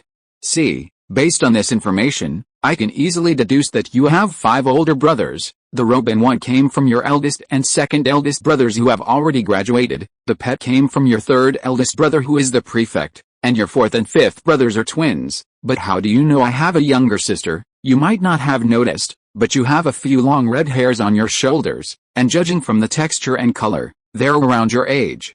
So you probably have an older sister or younger sister, more likely a younger sister. This is the only piece of information I'm guessing rather than deducing, but I think it's probably correct. I guess she's probably not in school yet." Chapter 13 Goodbye Hermione Granger. After Sherlock finished explaining his reasoning process, Harry and Ron were stunned. After a moment, Harry, who had already witnessed Sherlock's abilities, was the first to react. "That was brilliant. Sherlock, you're amazing. Now that you've explained it, it's all so obvious." "See, I knew you'd say that, dear Harry." Sherlock shrugged, then turned to Ron and earnestly offered advice. "If you can afford it, you should get a new one. It's okay to use old books and robes, but you should choose a one that suits you, otherwise it will affect your learning of spells and casting magic." Ron's face flushed red. "It's okay, although it's a bit old. My brother's wand is quite comfortable to use." Sherlock understood. "No money." Out of admiration for Sherlock's abilities, Harry and Ron changed the subject and began to seriously ask him for advice. They then learned that Sherlock called this method of reasoning deductive reasoning. It's a method based on observation, analysis, and logical deduction. It draws conclusions about events, people, and many other aspects by keenly observing various details and then using knowledge and logical rules to deduce them. To use it skillfully requires a broad knowledge base, meticulous observation, and a comprehensive application of induction and deduction. Although Sherlock said that anyone could do it with some training, Harry and Ron shook their heads repeatedly. They were joking. This was clearly a talent, something that couldn't be learned. However, this didn't affect their discussion. Just as the atmosphere was getting more and more heated, there was a knock on the carriage door. 2 young wizards appeared before them. Sherlock happened to know both of them. One was a little boy with a round face. He was the subject of Sherlock's deduction while waiting at the station. At that time, Sherlock's deduction was, newborn, parents absent for unknown reasons, raised by grandmother, forgetful, timid, and lacking in confidence. However, seeing his tearful face now, even without Sherlock's analysis, Harry and Ron could see that he was both sad and aggrieved. As for the other, he had long brown hair, slightly large front teeth, and an arrogant expression. It was Hermione Granger, the same Sherlock he'd seen outside the leaky cauldron before school started. Unlike the 3 of them, Hermione was now wearing a new robe. Has anyone seen her toad? Longbottom lost a toad. Her tone and expression, it had to be said, made her seem arrogant and haughty. Harry was alright, but Ron frowned immediately. Just then, Hermione heard a familiar voice. "We didn't see a toad, Miss Granger." Harry and Ron immediately looked at Sherlock in surprise. Ron couldn't help but ask, "Wait? How did you figure that out this time?" "She didn't bring a suitcase." He tried to observe Hermione like Sherlock had, looking for clues to identify her. Of course, it was all in vain. Sherlock shook his head. "We met once before, so they knew each other before." This explanation relieved Harry and Ron. They had almost thought Sherlock had deduced the little girl's identity after just one glance, like before. That would have been too much? Hermione was somewhat surprised to see Sherlock, whom she had met once before. Unlike Harry and Ron, she was naturally outgoing, but Sherlock's initial impression of her had been so stunning that she had appeared somewhat shy.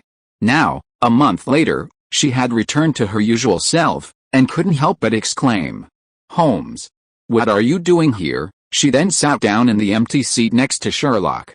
Not only Harry and Ron, but even Sherlock was taken aback by Hermione's action. He wondered if he and Hermione were that close. They had only met once. However, this was just the beginning. Hermione's subsequent actions showed the three of them what true social skills were. "Oh, right, I was going to call you, but I got so busy I forgot. Have you finished reading those textbooks?" Faced with Hermione's greeting, which sounded like that of an old friend, Sherlock nodded. "Yes, I have." "I knew it." Hermione's eyes lit up, and she launched into a long explanation. "Have you tried any spells?" "I tried a few simple ones at home, just for practice, and they all worked. Also, I forgot to tell you last time, no one in my family knows magic, so when I received my acceptance letter, I was incredibly surprised, but also extremely happy. As far as I know, it's the best magic school. Now I've memorized all the textbooks, of course, I just hope it will be useful." Once she started, she couldn't stop, talking non-stop. Just like when they saw Neville earlier, even without Sherlock's analysis, Harry and Ron had already figured out what kind of person this little girl was. "No matter which house I'm sorted into, I don't want to be sorted with her," Ron thought to himself. But Hermione's gaze suddenly shifted to the wand he hadn't yet put away. "Oh, are you casting a spell?" "Let's see." Ron was momentarily at a loss. His spell had failed, and losing face in front of Sherlock and Harry was one thing. After all, in Ron's heart, those two were one of us, but in front of Granger and Longbottom.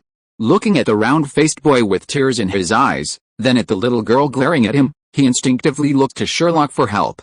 At the same time, Harry also looked at Sherlock with hope. "Please help me, boss." Sherlock understood their expressions. "Ron's wand has a problem, let me handle it," Sherlock said, drawing his wand and gently waving it at Harry's glasses. Restored to its original state, a series of faint sounds rang out, and Harry's broken glasses, which had been taped back together many times, were transformed into something completely new before everyone's eyes. Harry was stunned. He took off his glasses in disbelief and examined them closely. Ron also came over, and the two were astonished to find that the glasses had indeed returned to their original condition, looking brand new. Hermione also looked at Sherlock in surprise. A restoration charm could repair damaged objects, restoring them to their original state. Hermione could do it herself, but she could tell that Sherlock's proficiency was even greater than hers.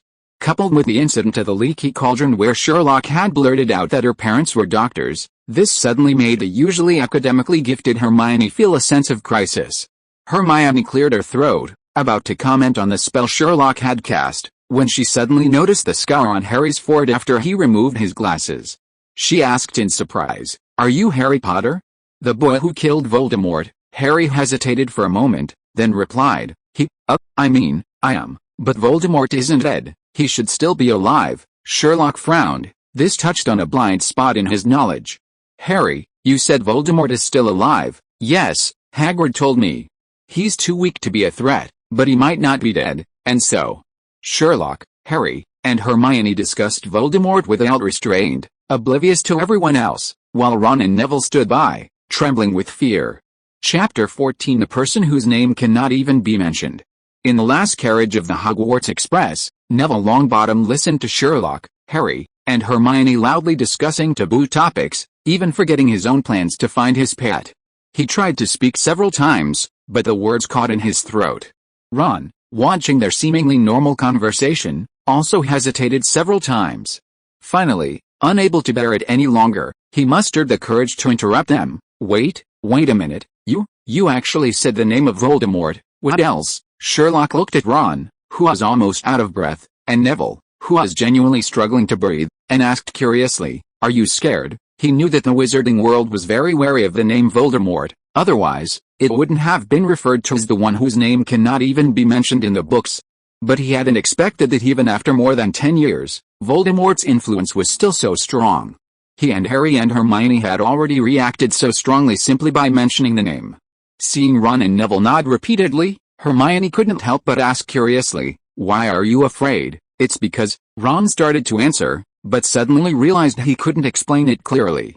After a moment's thought, he murmured, "My parents used it to scare me when I was little.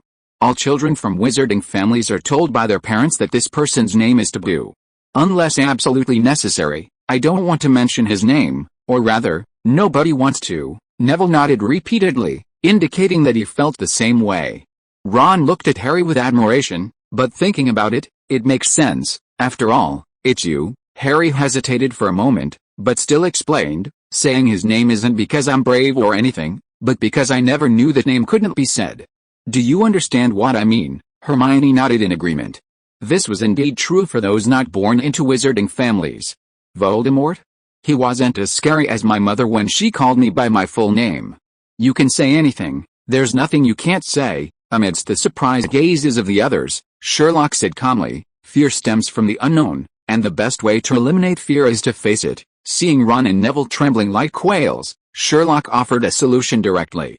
Harry and Hermione nodded repeatedly. Ron and Neville looked at Sherlock with admiration. Impressive. But that was all.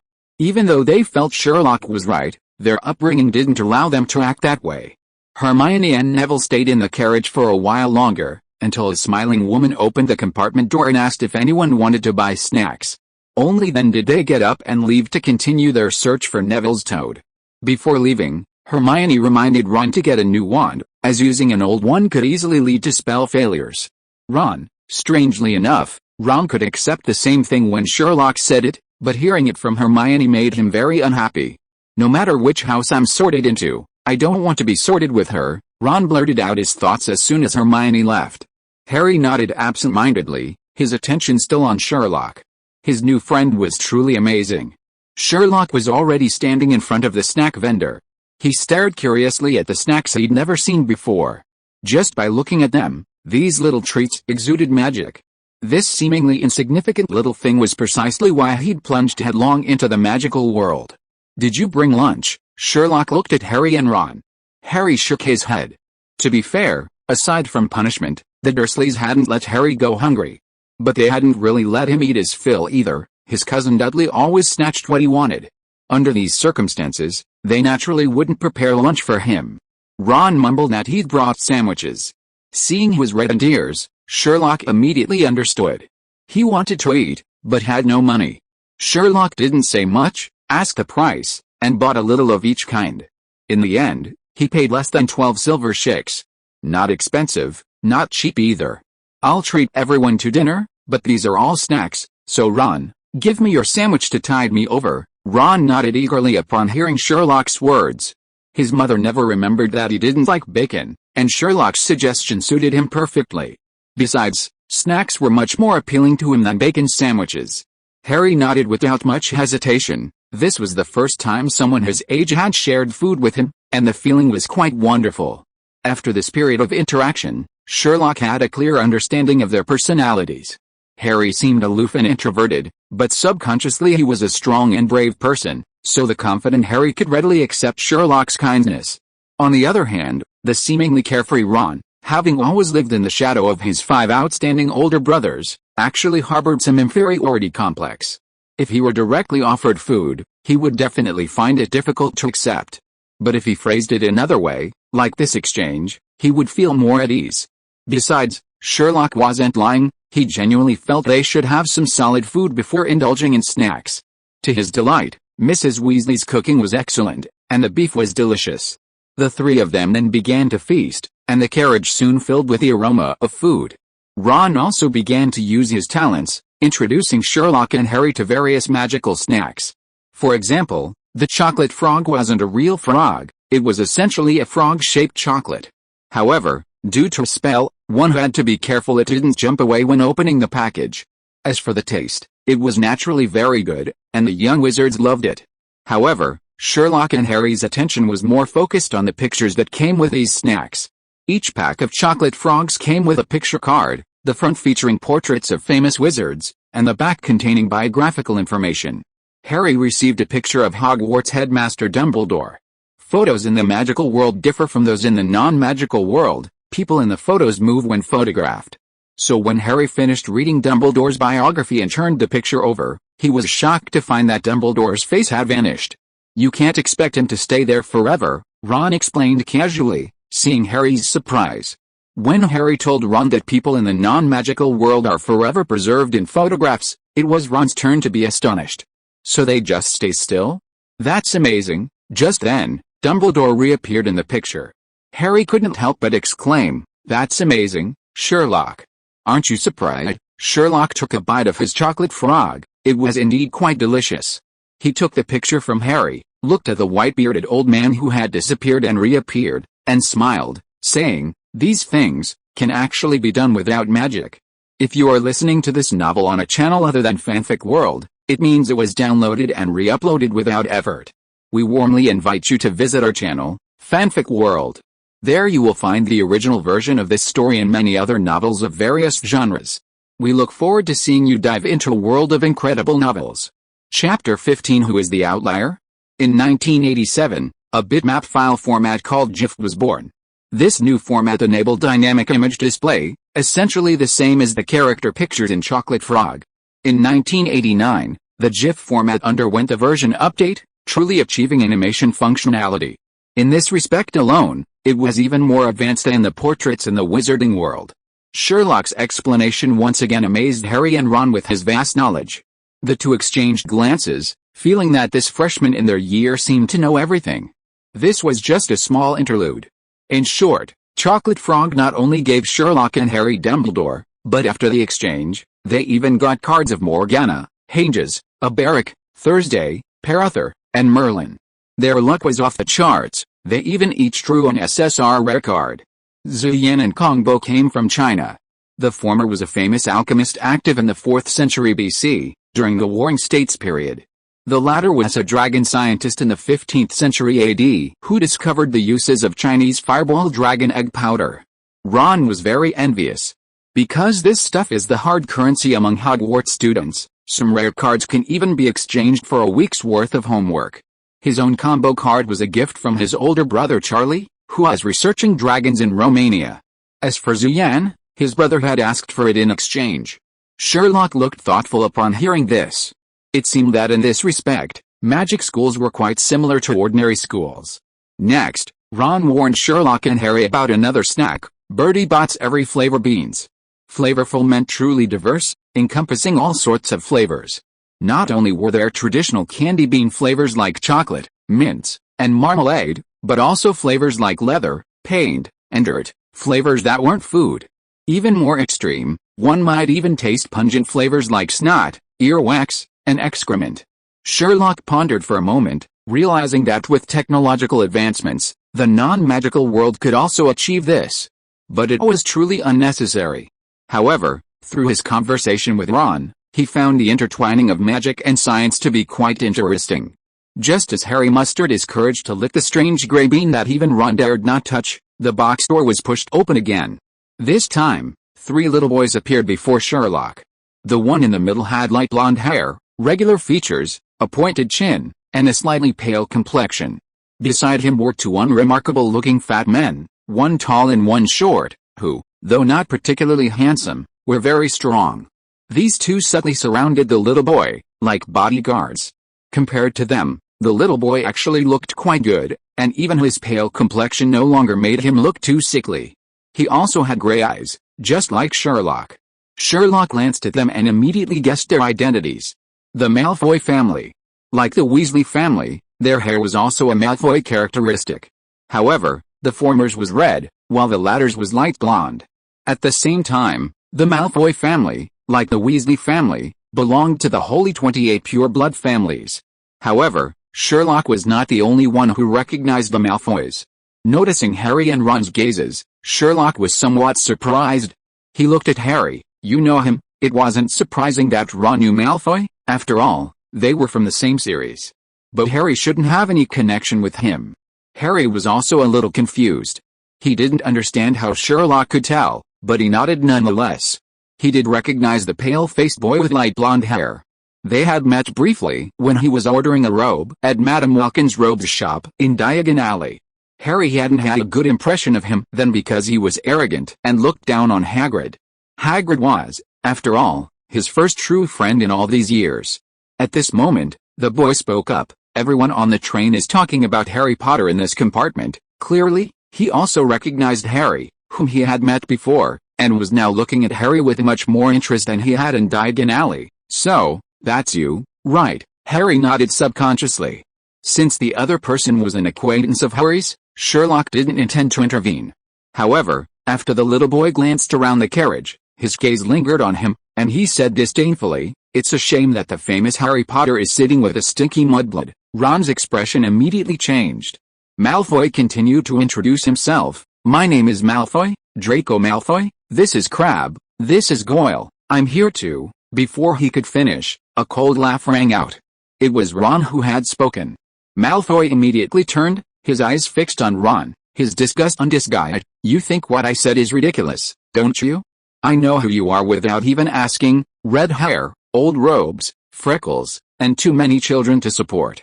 My father told me that all Weasleys are like this, a disgrace to purebloods." Ron was instantly enraged.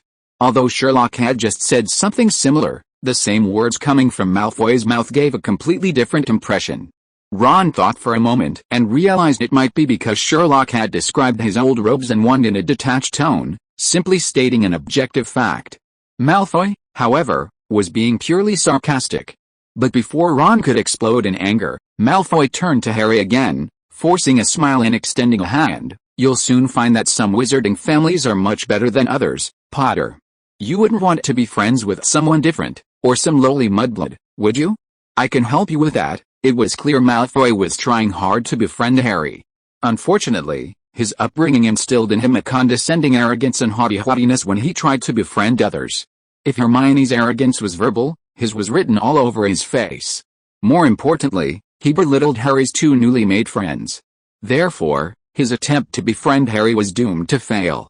Harry, who already had a bad impression of him, naturally didn't indulge him in this situation, coldly saying, "No need. I think I can tell who the oddballs are." Malfoy's smile froze. Being slapped in the face, a faint blush immediately appeared on his pale face. He withdrew his hand, which had been hanging in midair, and slowly said, "Potter, if I were you, I would be extra careful, otherwise I would end up on the same path as your parents.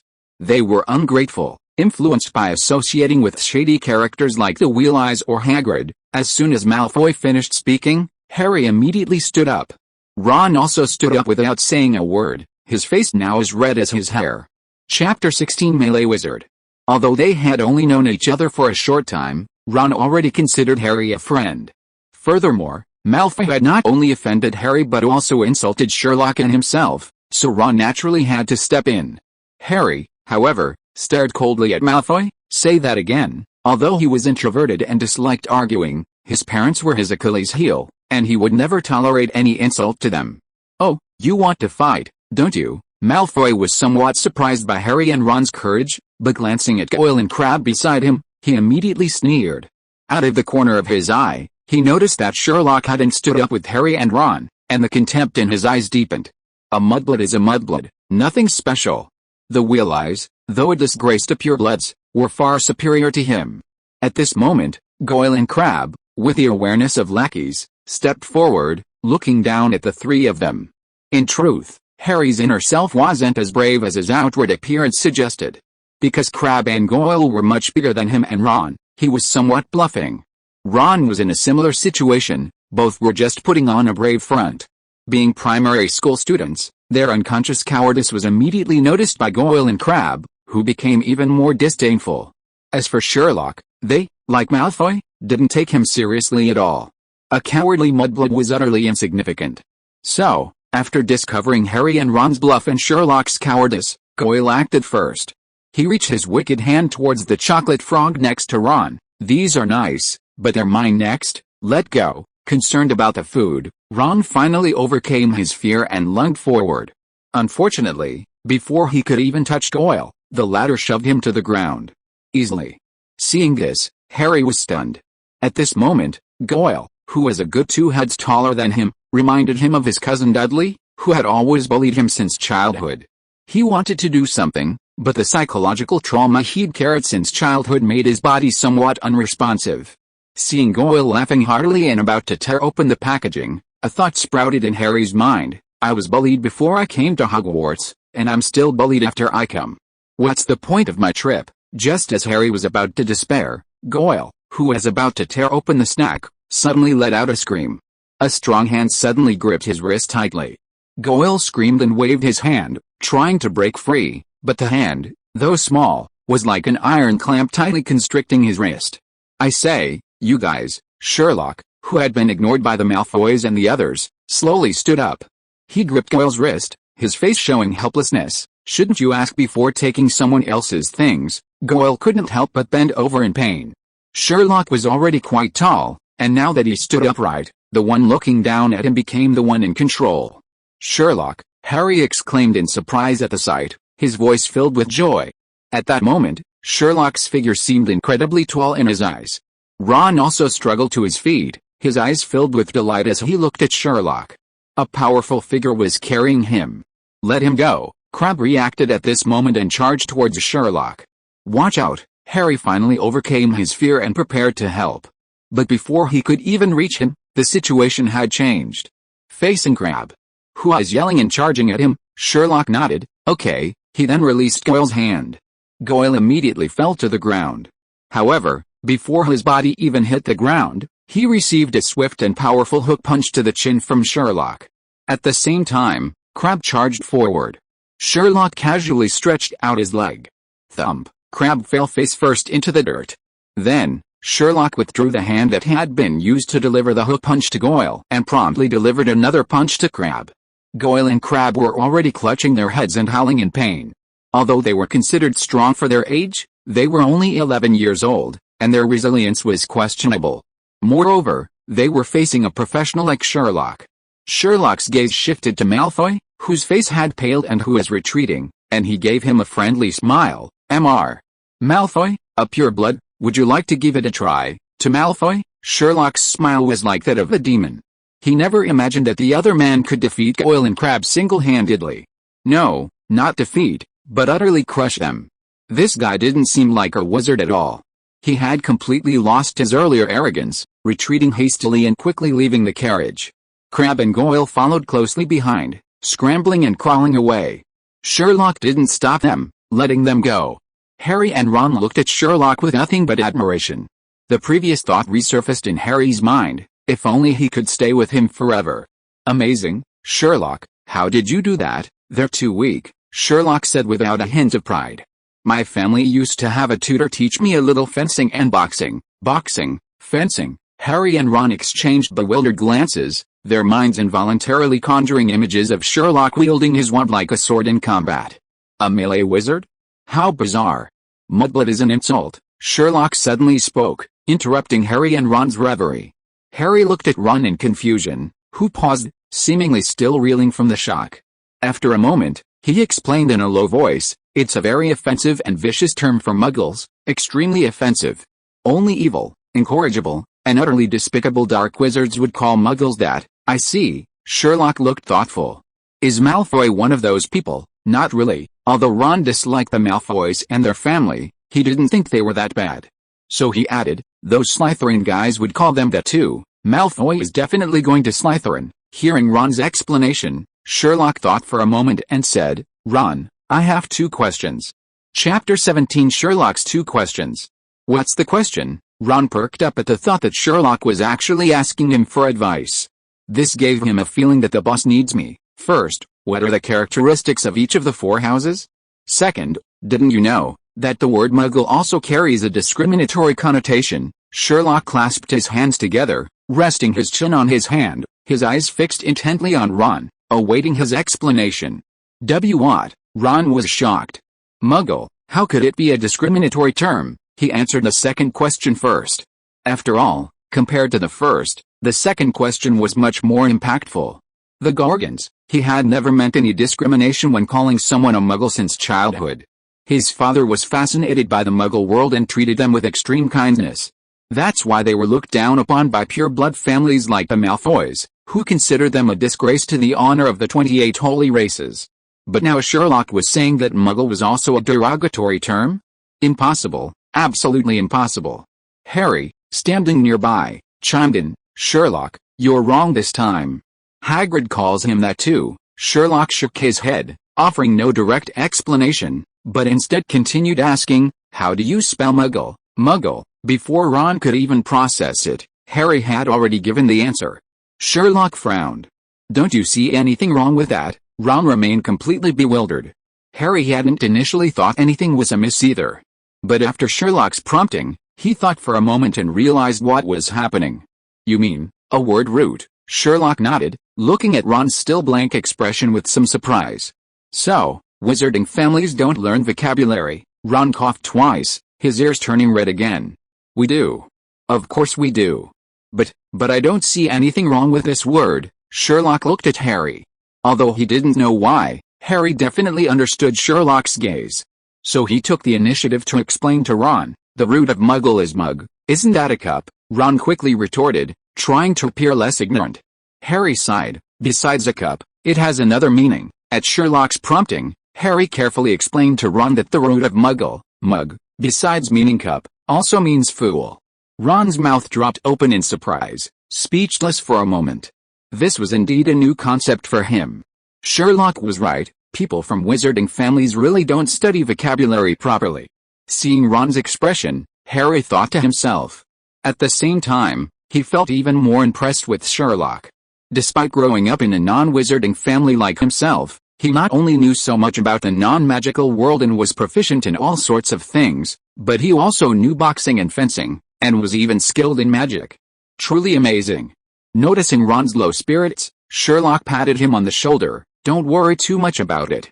After all, fool is mug, not Muggle. There's nothing wrong with continuing to use that name. I think the person who came up with that name wasn't very friendly towards people who don't use magic." But, seeing Ron's conflicted look, Sherlock explained further, "Language changes with the times. Some words start out neutral but later become derogatory. For example, Negro didn't originally have a derogatory connotation. It comes from Latin and means black, and was widely used in America before the 1960s. The truly derogatory word is nigger, but today, Negro, like nigger, is considered discriminatory. In a few decades, I'm afraid even black people will be too sensitive to use it." Harry paused. "Then what should we call them? Who knows? Maybe African American," Sherlock said with a cold laugh. "Muggles are the same. Initially derogatory, the term has weakened to the point of being widely accepted today." Harry and Ron looked at Sherlock with admiration. He really understood everything. Just then, the box door was pushed open again. Hermione reappeared before them. "What happened?" Hermione asked, looking at the candy scattered all over the floor, somewhat puzzled. Harry and Ron looked at Sherlock. He shrugged. "Miss Granger, someone tried to steal our snacks, but they were eventually persuaded and left." "Really?" Hermione was somewhat skeptical. She had just witnessed the Malfoys and their companions leaving. They didn't look like they'd been persuaded at all. "You didn't fight, did you? Don't cause trouble before you even get there," she maintained her arrogant tone. Ron straightened his face, about to retort. Sherlock then said, "Ron, there's one more question." "What?" Oh, Ron suddenly realized that Sherlock had asked two questions, and he had only answered the second one. He couldn't help but feel a little annoyed. He always seemed so slow-witted in Sherlock's presence. Fortunately, being from the Weasley family, he knew a great deal about the four houses of Hogwarts, so he began to give a long and detailed introduction. Hearing Ron mention this, Harry and Hermione became interested. Hermione, as before, sat down next to Sherlock and listened attentively. Sherlock didn't seem to mind, but the more he listened, the more he felt that Ron's introduction was heavily influenced by his own opinions. In Ron's words, Gryffindor were righteous and brave warriors, because the current headmaster and deputy headmaster of Hogwarts were both from that house, as were his parents and several brothers. He himself would most likely be sorted into that house as well. Ravenclaw were bookworms who only knew how to study. The students there were eccentric and self-important. Hufflepuffs were a group of insignificant gluttons who had no special talents other than a love of food. This was acceptable, though, since Slytherin was full of despicable, shameless, treacherous, and cunning villains. Combining his knowledge from books with Ron's personality, Sherlock immediately made a deduction. In the eyes of others, Gryffindor was probably just a bunch of troublemakers. At this moment, Harry chimed in. Hagrid also said he'd rather go to Hufflepuff than Slytherin, because Voldemort is that house. Ron couldn't help but shudder again when Sherlock mentioned that name. He looked at Sherlock with resentment.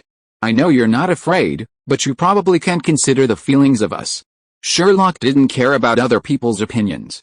After getting Harry's affirmative answer, he turned to Ron. Of the 4 houses, isn't Hufflepuff the one with the most people? How did you know? Ron was a little surprised. Oh, Merlin's beard. You're amazing. Hearing Ron's answer, Sherlock nodded. Sure enough, those with personality problems all went to other houses, so the kind and obedient ones naturally went to Hufflepuff. Just then, a voice began to echo on the train. The train will arrive at Hogwarts in 5 minutes. Please leave your luggage on the train, we will deliver it to the school for you. Sherlock immediately sprang into action. Why are you so direct? Hermione blushed upon seeing this and quickly retreated. Chapter 18 Hogwarts arrives. It was just taking off her coat, Ron muttered, watching Hermione leave with a flushed face. But it's good that she's gone. Harry and Ron followed Sherlock in changing. He noticed Ron's sneakers, which, just as Sherlock had said, were peeking out from under his robes. But he was too nervous to care. Ron was pale, not much better off. After all, he was only 11 years old, suddenly far from home to a completely unfamiliar place. It would be a lie to say he wasn't nervous. As for Sherlock, it was better not to treat him like a child. The train gradually slowed down and finally came to a stop. It was completely dark by then. At this speed, they dare call it an express, Ron couldn't help but mutter. Actually, I think calling it a direct train would be more accurate, Sherlock said calmly, and Harry nodded in agreement. As soon as the doors opened, the howling wind made the young wizards shiver involuntarily. Sherlock's physical condition was actually quite good for his age, but having just recovered from a serious illness, he found it unbearable. The cold, damp climate of Britain was on full display, and everyone was shivering. Just then, a bright light appeared above everyone's heads, attracting the young wizard's attention, followed by a gruff voice, "First-year students. First-year students, this way." A giant over 3 meters tall appeared directly in front of them. It was precisely because he was so tall that the light from the lamp he carried seemed so high. Sherlock immediately recognized this person as Hagrid, whom Harry had mentioned. However, Harry's estimate was somewhat conservative. According to Sherlock's estimation, the giant was at least 3.5 meters tall. It just goes to show that this is the magical world. The tallest person in the Muggle world is only 2.5 meters. Hagrid, despite his large beard, gave Harry a gentle smile. "Harry, come this way. Are you all right? Come on, follow me. Are there any other first years? Watch your step. All right, first years, follow me." Led by the giant Hagrid, the new students parted ways with the older students, walking down a steep, narrow path. The path was pitch black until they rounded a bend, and suddenly, the view opened up. The young wizards couldn't help but gasp. A black lake appeared before them as if the clouds had parted to reveal the sun. The calm surface rippled, appearing both serene and mysterious. Even more captivating was the mountain on the opposite shore. A majestic castle stood atop the hillside, its spires towering, its windows shimmering under the starlight, drawing everyone's attention. Hogwarts, they had arrived. At this moment, all the young wizards unconsciously held their breath, silently watching this scene. Until Hagrid spoke up. To commemorate the 4 founders of Hogwarts School, first-year students, like the founders, row across the Black Lake to the castle upon their first arrival at the school. This was also why Hagrid the Giant had previously instructed the new students to follow him. Since each boat could not carry more than 4 people, Harry and Ron naturally followed their older brother, Sherlock. Hermione, whom they had known before the start of school, also came along. This made Ron roll his eyes again. Is everyone on board? Move on. After confirming that all the first-year students were on board, Hagrid led the way alone in one boat. Of course, given his size, there was no room for a second person. A fleet of small boats thus crossed the lake, creating ripples on the calm surface. Some gazed silently at the towering castle, some tried to row faster, and others chattered about the future while rowing. Sherlock and his 3 companions were among the latter. Hermione spoke first. How will they determine which house will be sorted into? Harry shook his head. Hagrid didn't say. The book Sherlock had bought also made no mention of it, as if everyone was consciously keeping it a secret. The three of them looked at Ron. Feeling the intense scrutiny of 6 eyes, Ron quickly said, "It'll be a test." Fred said it'll hurt us a lot, but I think he's joking. Sherlock shook his head. He's definitely joking. It was impossible. It was just an entrance test, similar to a placement exam in the Muggle world. How could it possibly hurt a student? Ron remained somewhat worried. I hope so, but speaking of which, Sherlock, someone as smart as you will definitely be sorted into Ravenclaw, and I'll probably be sorted into Gryffindor. Hermione raised an eyebrow at this. Sherlock smiled but didn't answer. The crossing of the Black Lake took less time than expected. While disembarking and cleaning the empty boat, Hagrid even helped Neville find his toad, which delighted him. However, this joy quickly faded. A tall, dark-haired witch in an emerald green robe stood before the castle gates and handed over the position to Hagrid, first-year student, Professor McGonagall. "Thank you, Hagrid. I'll take you here." Seeing her serious expression, everyone instinctively felt that this woman was not to be trifled with. The newcomer was none other than Minerva McGonagall, the vice-headmistress of Hogwarts and head of Gryffindor House. When she saw Sherlock, a smile appeared on her serious face. "Hello, Mr. Holmes, it's a pleasure to meet you, Professor McGonagall." Sherlock and McGonagall's conversation surprised the young wizards nearby. Hermione couldn't help but nudge Sherlock with her elbow. "Holmes, how do you know Professor McGonagall?" Her gesture confirmed to Sherlock that this girl was naturally outgoing. Seeing Harry and Ron's curious looks, he told them that Professor McGonagall had come to answer their questions. "I see." The three satisfied their curiosity, and then their attention was drawn to Professor McGonagall's words. "Welcome to Hogwarts. The sorting ceremony is about to begin, but before you enter the Great Hall, you'd like to determine which house you'll be sorted into." Compared to Ron, Professor McGonagall's introduction to the 4 houses was much more objective. She emphasized that each house had its own glorious history, producing outstanding wizards. There was never any hierarchy among the 4 houses. Whoever was sorted into a house was part of Hogwarts. After saying this, Professor McGonagall led the new students into the Great Hall and then left to prepare for the sorting ceremony. During this time, more than 20 ghosts filed out from the walls, causing quite a commotion and frightening the new students. Sherlock was extremely interested in these ghosts, something current science couldn't yet achieve. He tried to communicate with them, but they were all whispering amongst themselves and didn't pay attention to the first-year students. Only one fat monk responded to him, expressing his wish to be sorted into Hufflepuff, because the fat monk had previously been in that house. "There is no causal relationship whatsoever," Sherlock sighed, losing interest in continuing to communicate with a ghost, and instead began to observe the hall. Chapter 19: The Mysterious Sorting Ceremony. Unlike its dark exterior, the interior of Hogwarts Castle was magnificent and breathtaking. Interestingly, the ceiling seemed transparent, allowing a view of the twinkling stars outside. Noticing Sherlock's actions, Hermione whispered to him, "It's enchanted, it looks like the sky outside." "I read about it in Hogwarts, a history of the school." Sherlock nodded. Indeed, it was hard to believe there was a ceiling, and it was hard to believe the Great Hall wasn't open air. When Sherlock first saw the size of Hogwarts Castle, he had thought his 7 years there would be cramped. But now, the space was clearly much larger than it appeared from the outside. It simply defied scientific explanation. When the explanation failed, magic provided the answer. When Professor McGonagall returned, the ghosts floated through the walls and disappeared. The entire school was now seated, everyone watching the first-year students, waiting for their sorting ceremony. Under everyone's watchful eyes, Professor McGonagall gently placed a 4-legged stool in front of the first-year students, and on the stool, a hat. Sherlock noticed that the pointed hat was patched and worn, its filth evident even from a distance. The next moment, the hat began to wriggle, a wide slit appearing near the bottom center, as if it were opening its mouth. Then it began to sing. "You may think I'm not pretty, but don't judge a book by its cover. If you can find a hat prettier than me, I'll eat myself." A little tune, somewhat noisy to Sherlock's ears, was sung.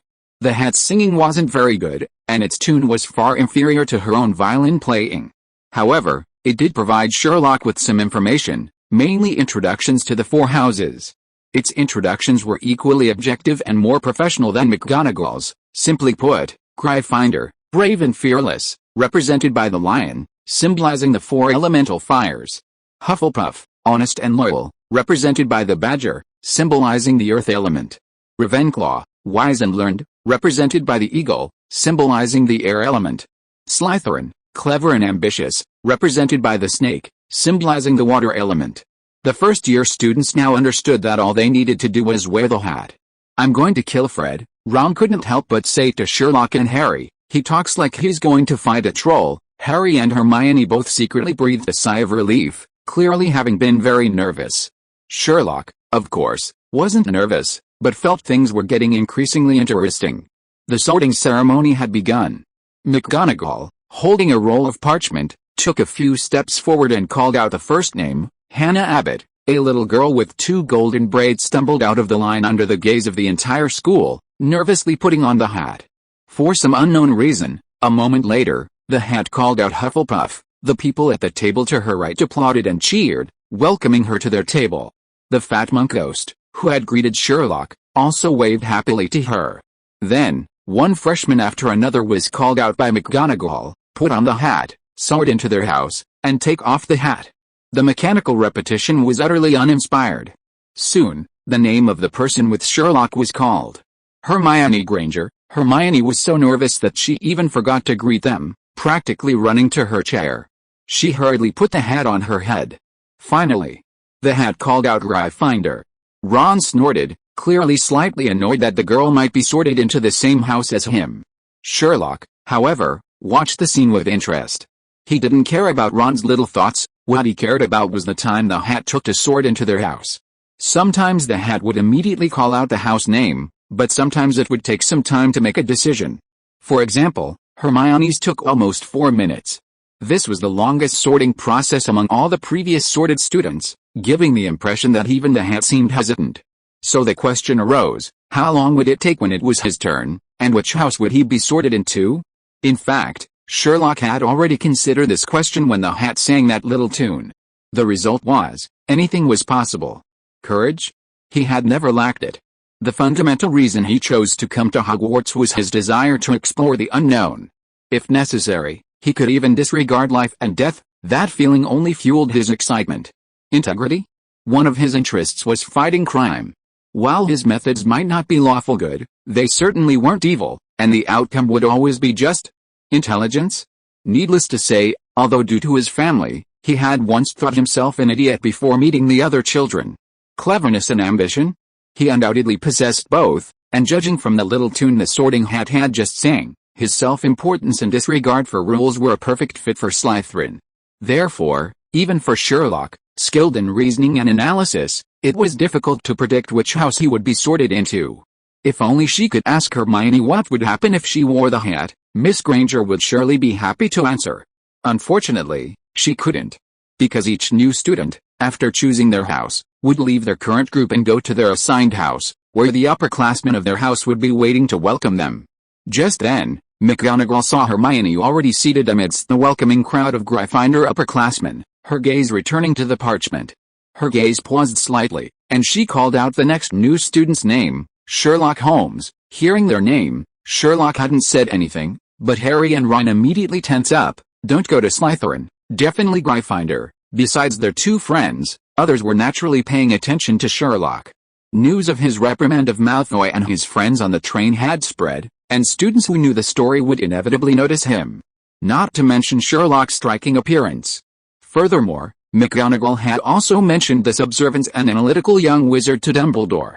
However, Sherlock walked to the stool, but instead of simply putting the hat on his head like the others, he held it in his hand, twirling it as he examined it closely.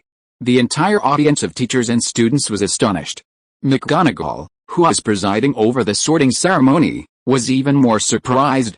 I didn't bring you here to buy a hat, why are you picking one out? She couldn't help but glance at Headmaster Dumbledore, who sat at the head of the table.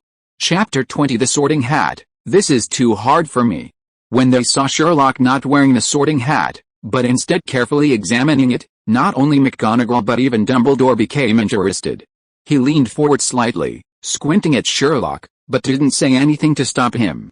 Fortunately, Sherlock's observation didn't last long. Soon, he slammed the hat down on his head. Judging from its appearance alone, the hat was incredibly old, covered in grime, filthy, and reeking of greasy hair. He was already quite unkempt, but he hadn't expected the wizarding world to be even less hygienic. And the last person to wear it was a baker's son.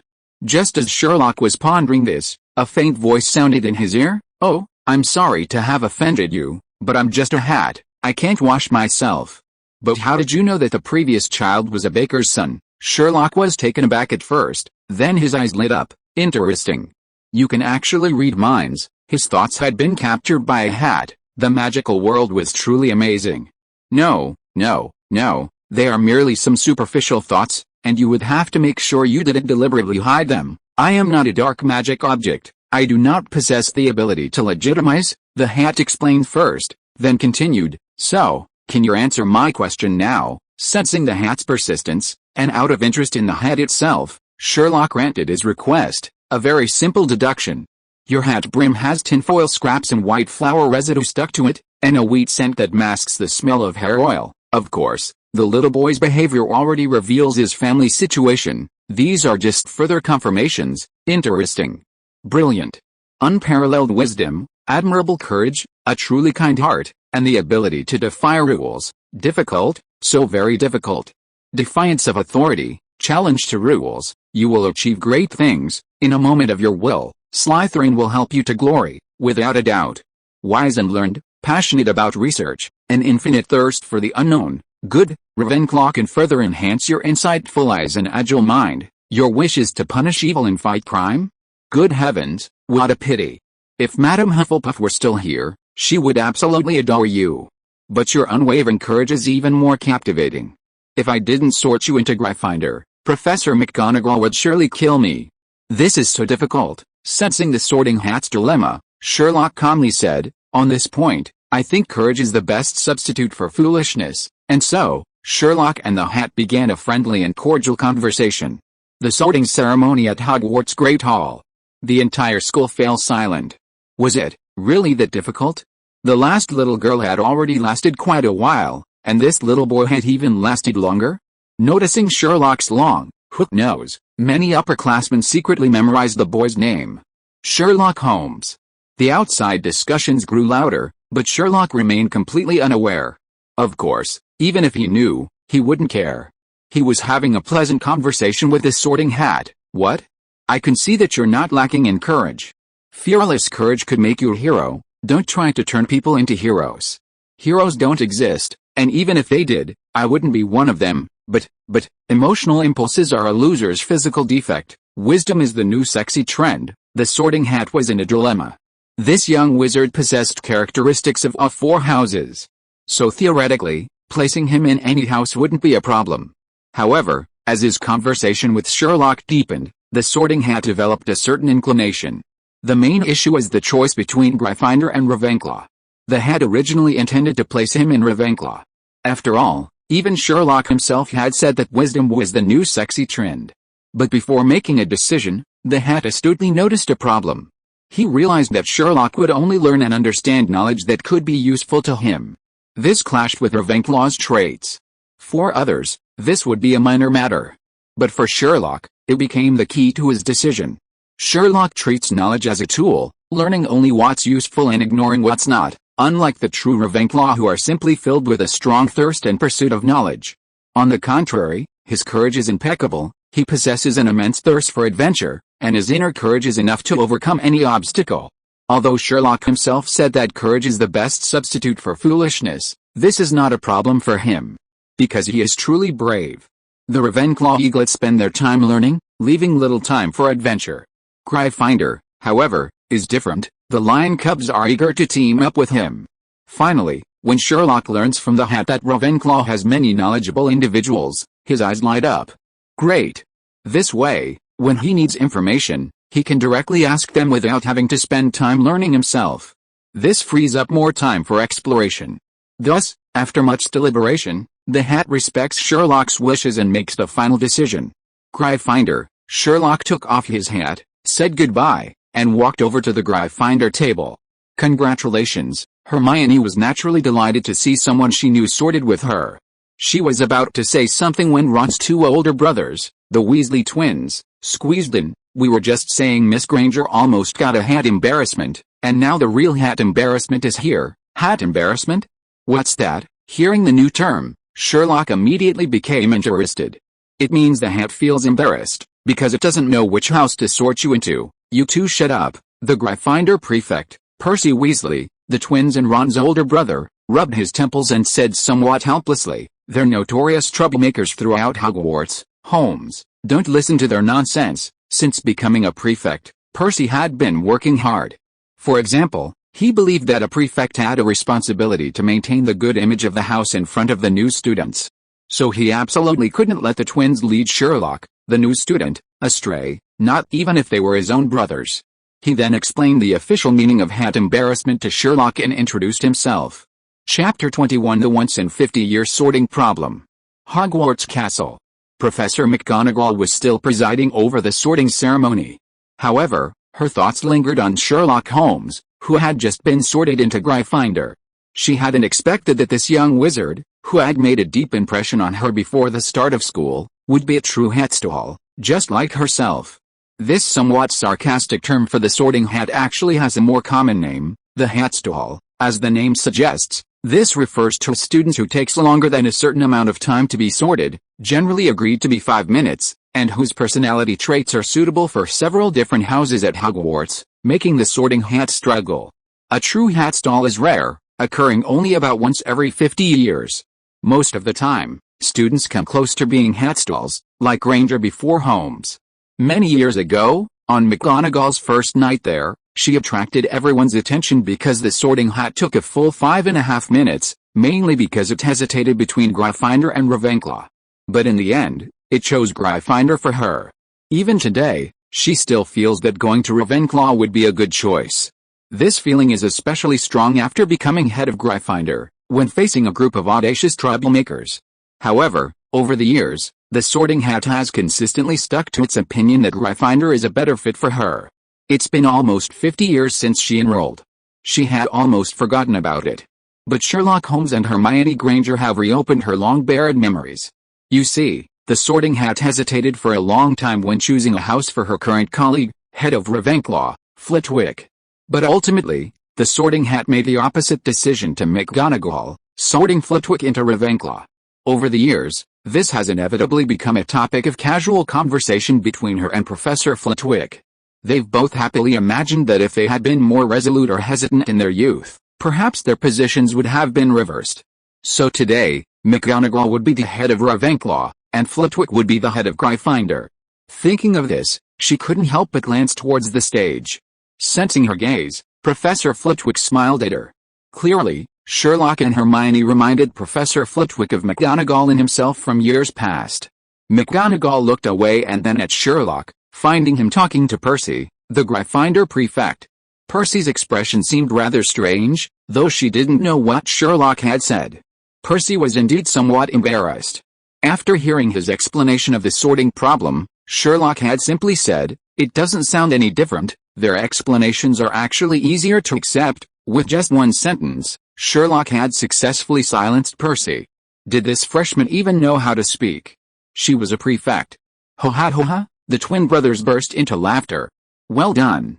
You're incredibly talented. From today on, you'll be with us, yeah, Holmes. We'll definitely make a name for ourselves in front of the whole school. Sherlock, he ignored the two brothers and continued watching the other freshmen sorting ceremony. After him, several other freshmen took a long time to be sorted, almost to the point of hat embarrassment. For example, Neville Longbottom, the round-faced boy who had been lost and found. He tripped and fell on his way to the bench. Then waited on pins and needles for nearly 5 minutes before being announced as Gryffindor. Then he ran off wearing the hat. Amidst laughter, Neville had to jog back to return the hat to McGonagall. Following him was Draco Malfoy, who was very proud of his bloodline. In stark contrast to Neville, the hat shrieked almost as soon as it touched his head. Slytherin, so swift and decisive. Watching Malfoy swagger into Slytherin to meet his best buddies Crabbe and Goyle, Sherlock wore a thoughtful expression. Judging from the current situation, whether it was himself and Hermione, or Neville and Malfoy, their situation was an exception. Apart from them, most others, like Hannah Abbott who was called first, were assigned to their houses within half a minute. Even those who took longer only lasted 2 or 3 minutes. There were no cases like Sherlock's 5-minute or longer hat-cracking spree, and even those close to it like Hermione and Neville were few and far between. Scientifically speaking, it did follow the normal distribution pattern, fewer at the extremes and more in the middle. Thus, the sorting ceremony proceeded smoothly under Professor McGonagall's direction until she called out a name. Harry Potter, the savior, undoubtedly received the most attention. When Harry stepped out of the new students' line, a collective gasp filled the entire dining hall. Even the temperature seemed to drop. Potter, is she calling Potter? Is it Harry Potter? That's him. If your eyesight is good enough, you can even see the scar on his forehead. How could you possibly see that? At this moment, the twin brothers couldn't help themselves again. George turned to Sherlock. Holmes, I heard you're on good terms with Potter. Seeing Sherlock nod, Fred quickly followed up. Then you must know him very well? Which house do you think he'll be sorted into? This time, Percy didn't stop the twins from asking questions, because he was also very interested in this. The hat will take a long time, Sherlock answered without hesitation, and the final result is Gryffindor. Why? Hermione finally found an opportunity and quickly asked. Yes, why? The Weasley twins also asked. Not only them, but everyone nearby who heard their conversation couldn't help but look at Sherlock. If Harry Potter really could come to Gryffindor, it would definitely be a great thing. But, why? What gave Sherlock the right to make a judgment before the sorting? Of course, it was because of his own experience. From his own sorting experience, the hat respected personal choices. Based on Sherlock's understanding of Harry, aside from Ravenclaw, Harry had a good chance of being sorted into one of the other three houses, with Gryffindor and Slytherin being slightly higher priority than Hufflepuff. However, Harry himself didn't want to go to Slytherin, so that left Gryffindor. After hearing Sherlock's explanation, the Weasley twins exchanged bewildered glances. Wasn't this a bit too far-fetched? The Weasley twins wanted to press further, but this time Sherlock didn't say anything more. Seeing his expression, the others could only give up. Anyway, they would soon find out whether this guy was just bragging. If you are listening to this novel on a channel other than Fanfic World, it means it was downloaded and re-uploaded without effort. We warmly invite you to visit our channel, Fanfic World. There you will find the original version of this story and many other novels of various genres. We look forward to seeing you dive into a world of incredible novels. Chapter 22 Speech at the Hogwarts Opening Ceremony. Just as Sherlock had predicted, the hat Harry had placed on his hood finally called out Gryffindor. The entire process took nearly 5 minutes, only slightly shorter than Sherlock's. At that moment, the nearby sorting hat stared at Sherlock in astonishment. Was he really that good? Not only did he guess the result, but he also predicted the process perfectly. This new student should be going to Ravenclaw, shouldn't he? You were right. Hermione was once again amazed by Sherlock, but her voice was quickly drowned out by thunderous applause and cheers. Undoubtedly, Harry received the loudest cheers and applause in the entire house. The sorting hat's welcome for Harry was far more enthusiastic than Sherlock's. It could be said that the entire house erupted the moment the sorting hat announced Gryffindor. When Harry walked to the Gryffindor table, Prefect Percy stood up and shook hands with Harry tightly, unwilling to let go for a long time, so long that if Harry were a girl, this behavior would be considered harassment. The Weasley twins shouted at the top of their lungs, "We have Potter! We have Potter!" At this moment, Harry was undoubtedly the protagonist. However, his gaze fell upon Sherlock. A feeling of from now on, I have someone to protect me welled up within him, and without a word, he sat down next to Sherlock. Compared to the sensation when Harry entered, the sorting of houses after him was surprisingly calm. When only 2 people remained, Ron was indeed sorted into Gryffindor along with his brothers. The sorting time was about the same as Malfoy's. Another student named Sabine was sorted into Slytherin. The sorting ceremony was now officially over. The final result perfectly matched Sherlock's earlier predictions. About half of the students were sorted into Hufflepuff, and the remaining 3 houses combined were only equal to that number. Indeed, only Hufflepuff was the backbone of the wizarding world. The other 3 houses all had their share of problems. Sherlock, after all, never considered himself a normal person. After Professor McGonagall rolled up the parchment with the new students' names written on it, picked up the sorting hat, and left, Hogwarts headmaster Albus Dumbledore stood up. He looked exactly like the picture Harry had seen in The Chocolate Frog, an elderly man with glasses. His blue eyes were piercing, his long, crooked nose looked like it had been broken more than once, and his silver hair and beard suggested he was quite old. His constantly flashing crescent-shaped lenses seemed to see right through people. "Welcome," he smiled broadly at the students, opening his arms as if to embrace them. "Welcome everyone to Hogwarts for the new school year. Before the banquet begins, I'd like to say a few words." At that moment, all the new students couldn't help but recall the fear of being dominated by the headmaster's lengthy speeches in elementary school. However, the headmaster's next move greatly surprised them. He slowly began to say, "That is, idiot. Crybaby. Trash. Twist. Thank you, everyone." After saying that, he sat down. His speech at the Hogwarts opening ceremony lasted less than 5 seconds, emphasizing brevity and speed. Although they didn't know what Dumbledore meant, it seemed quite impressive. Everyone clapped and cheered, not caring what he actually meant. As long as you didn't launch into a long-winded explanation, everyone was a good friend. Most importantly, everyone was starving. After Dumbledore finished speaking, all sorts of food suddenly appeared on everyone's previously empty plates. Roast beef, roast chicken, potato chips, ketchup, mint hard candies. It was a veritable feast of main courses and snacks. Previous students were used to this, but the first-year students were stunned. My friends and I were dumbfounded. JPG without any prompting, everyone began to devour the food. "Sherlock, do you think he's a little crazy?" Harry asked Sherlock hesitantly. "Crazy?" Percy, hearing Harry's words, couldn't help but mutter under his breath, "He's a genius. The best wizard in the world. But you're right, he is a little crazy. Let's eat first. How about some potatoes, Harry?" Harry took the potatoes and looked at Sherlock again. The latter frowned, seemingly deep in thought. Sherlock was indeed thinking. In an instant, he had already considered several interpretations of Dumbledore's seemingly meaningless speech. First, it might express a stereotype about the four houses. Hufflepuffs are all idiots, Ravenclaws are bookworms who only know how to cry, Slytherins are all good-for-nothings, and Gryffindors are brave and stubborn. Second, it could be an extreme representation of the opposite characteristics of each house. Ravenclaw, intelligent, idiots; Gryffindor, courageous, crybaby; Slytherin, shrewd and ambitious, good-for-nothings; Hufflepuff, honest and kind, stubborn.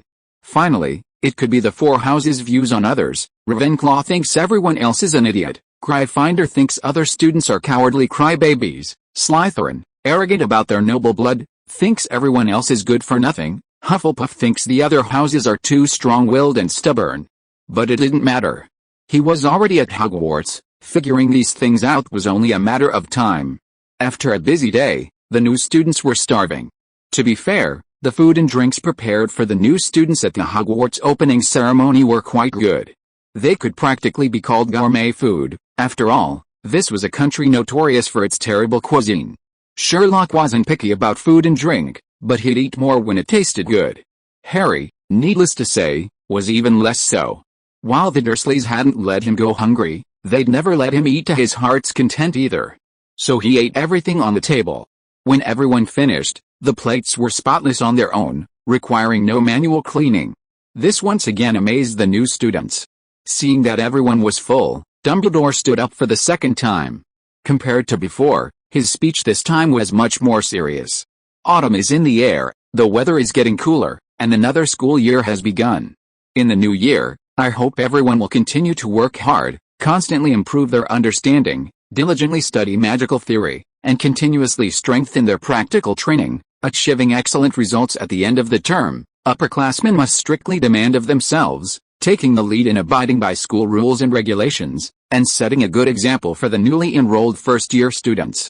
New students should also follow in the footsteps of their predecessors, striving diligently and forging ahead bravely, working together to build Hogwarts into a first-class magic school in Europe and even the world. Finally, on behalf of the school, I would like to make the following requests to the new students. First, strictly abide by school rules and regulations, do not use magic in the corridors during breaks, and do not go to the Forbidden Forest or the right-hand corridor on the 4th floor. Second, actively participate in school activities, proactively apply for Quidditch player certification, and contribute to the school's sports. Third, strive to enhance collective honor. Now, the headmaster will personally lead everyone in singing the school song. The first 2 points were fine, but when Dumbledore mentioned singing the school song together, Sherlock noticed that the smiles of all the teachers except himself suddenly froze. Something was strange. Chapter 23 You have a lot of talent, come learn boxing from me. When Dumbledore mentioned singing the school song together, all the teachers except himself looked somewhat awkward. Sherlock instinctively sensed something was off. He quickly realized why. Dumbledore flicked his wand, and a golden ribbon coiled above the dining table, forming lines of text. These were the lyrics. Then, everyone choose your favorite tune, ready, sing, all the new students? This is possible? As it turned out, it really was. The entire school sang the school song in various tunes, a completely disjointed and utterly devoid of artistic beauty. The most speechless moment was when the Weasley twins sang it to the slow melody of Funeral March. Dumbledore not only didn't say anything, but patiently conducted them for the last few bars with his wand, and when they finished, his applause was the loudest. Sherlock, looks like I really need to find a violin. After the sorting ceremony, speeches, meals, and songs, the Hogwarts opening ceremony officially ended, and students began returning to their dormitories. The scene quickly descended into chaos. At this point, the prefects of each house took charge of maintaining order, leading their students, especially the freshmen, back to their dormitories. The Lion Cubs, led by Percy, weaved through the noisy crowd, exiting the Great Hall and ascending the marble staircase. Compared to the other exhausted freshmen, Sherlock was much more energetic. His gray eyes shone brightly as he intently surveyed his surroundings. There were simply too many new things to take in, even Sherlock was somewhat overwhelmed. The portraits hanging in the corridors seemed to come alive, pointing and even conversing with the freshmen. Doors were hidden behind sliding panels and hanging curtains. If Percy hadn't been there, they would have been completely invisible from the outside. Peeves, an invisible ghost, brandishing his cane, tried to tease them but was frightened away by Percy's claim of being Barrow the Blood. Finally, they reached the end of the corridor, where a portrait hung. A plump woman asked, "Password?" Percy replied, "Dragon scum." The plump woman stepped aside, revealing a circular opening in the wall. Led by Percy, everyone climbed through the opening one by one. This was the Gryffindor common room. Percy directed the boys and girls to their respective rooms, informing the new students that their schedules would be given out at breakfast the next day, and reminding them not to forget to go to the Great Hall on time. Judging from his performance today, Percy was a very competent prefect. Compared to the energetic Sherlock, Harry and Ron, the two unfortunate brothers, were exhausted and relied entirely on Sherlock to find their rooms. Fortunately, the three of them were assigned to the same room. Their other two roommates were Neville Longbottom, the round-faced boy they'd met on the train who had lost and then found his toad, and Dean Thomas, a dark-skinned boy. Seeing that his suitcase had already been delivered to his room, Sherlock decided to take a stroll through the common room. Gryffindor's taste was quite good. The circular room looked very comfortable overall, with warm-toned walls dominated by red, and the soft armchairs made it hard to get up. Sherlock originally planned to start exploring immediately, but the temperature was rather low. Although he was physically strong, he had just recovered from a serious illness and was finding it difficult to resist the cold. So in that short time, he only managed to gather a little information. The Gryffindor Tower was located on the east side of the castle, and the common room was on the 8th floor. When Sherlock returned to his dormitory, he found that all four of his roommates were already asleep. There were 5 beds with 4 canopies, 4 of which had their deep red velvet curtains drawn. The one left for him was between Harry and Ron. "Looks pretty good," Sherlock commented, then changed into his pajamas and lay down. After a busy day, he hadn't felt it while exploring, but once he lay down, a wave of drowsiness washed over him.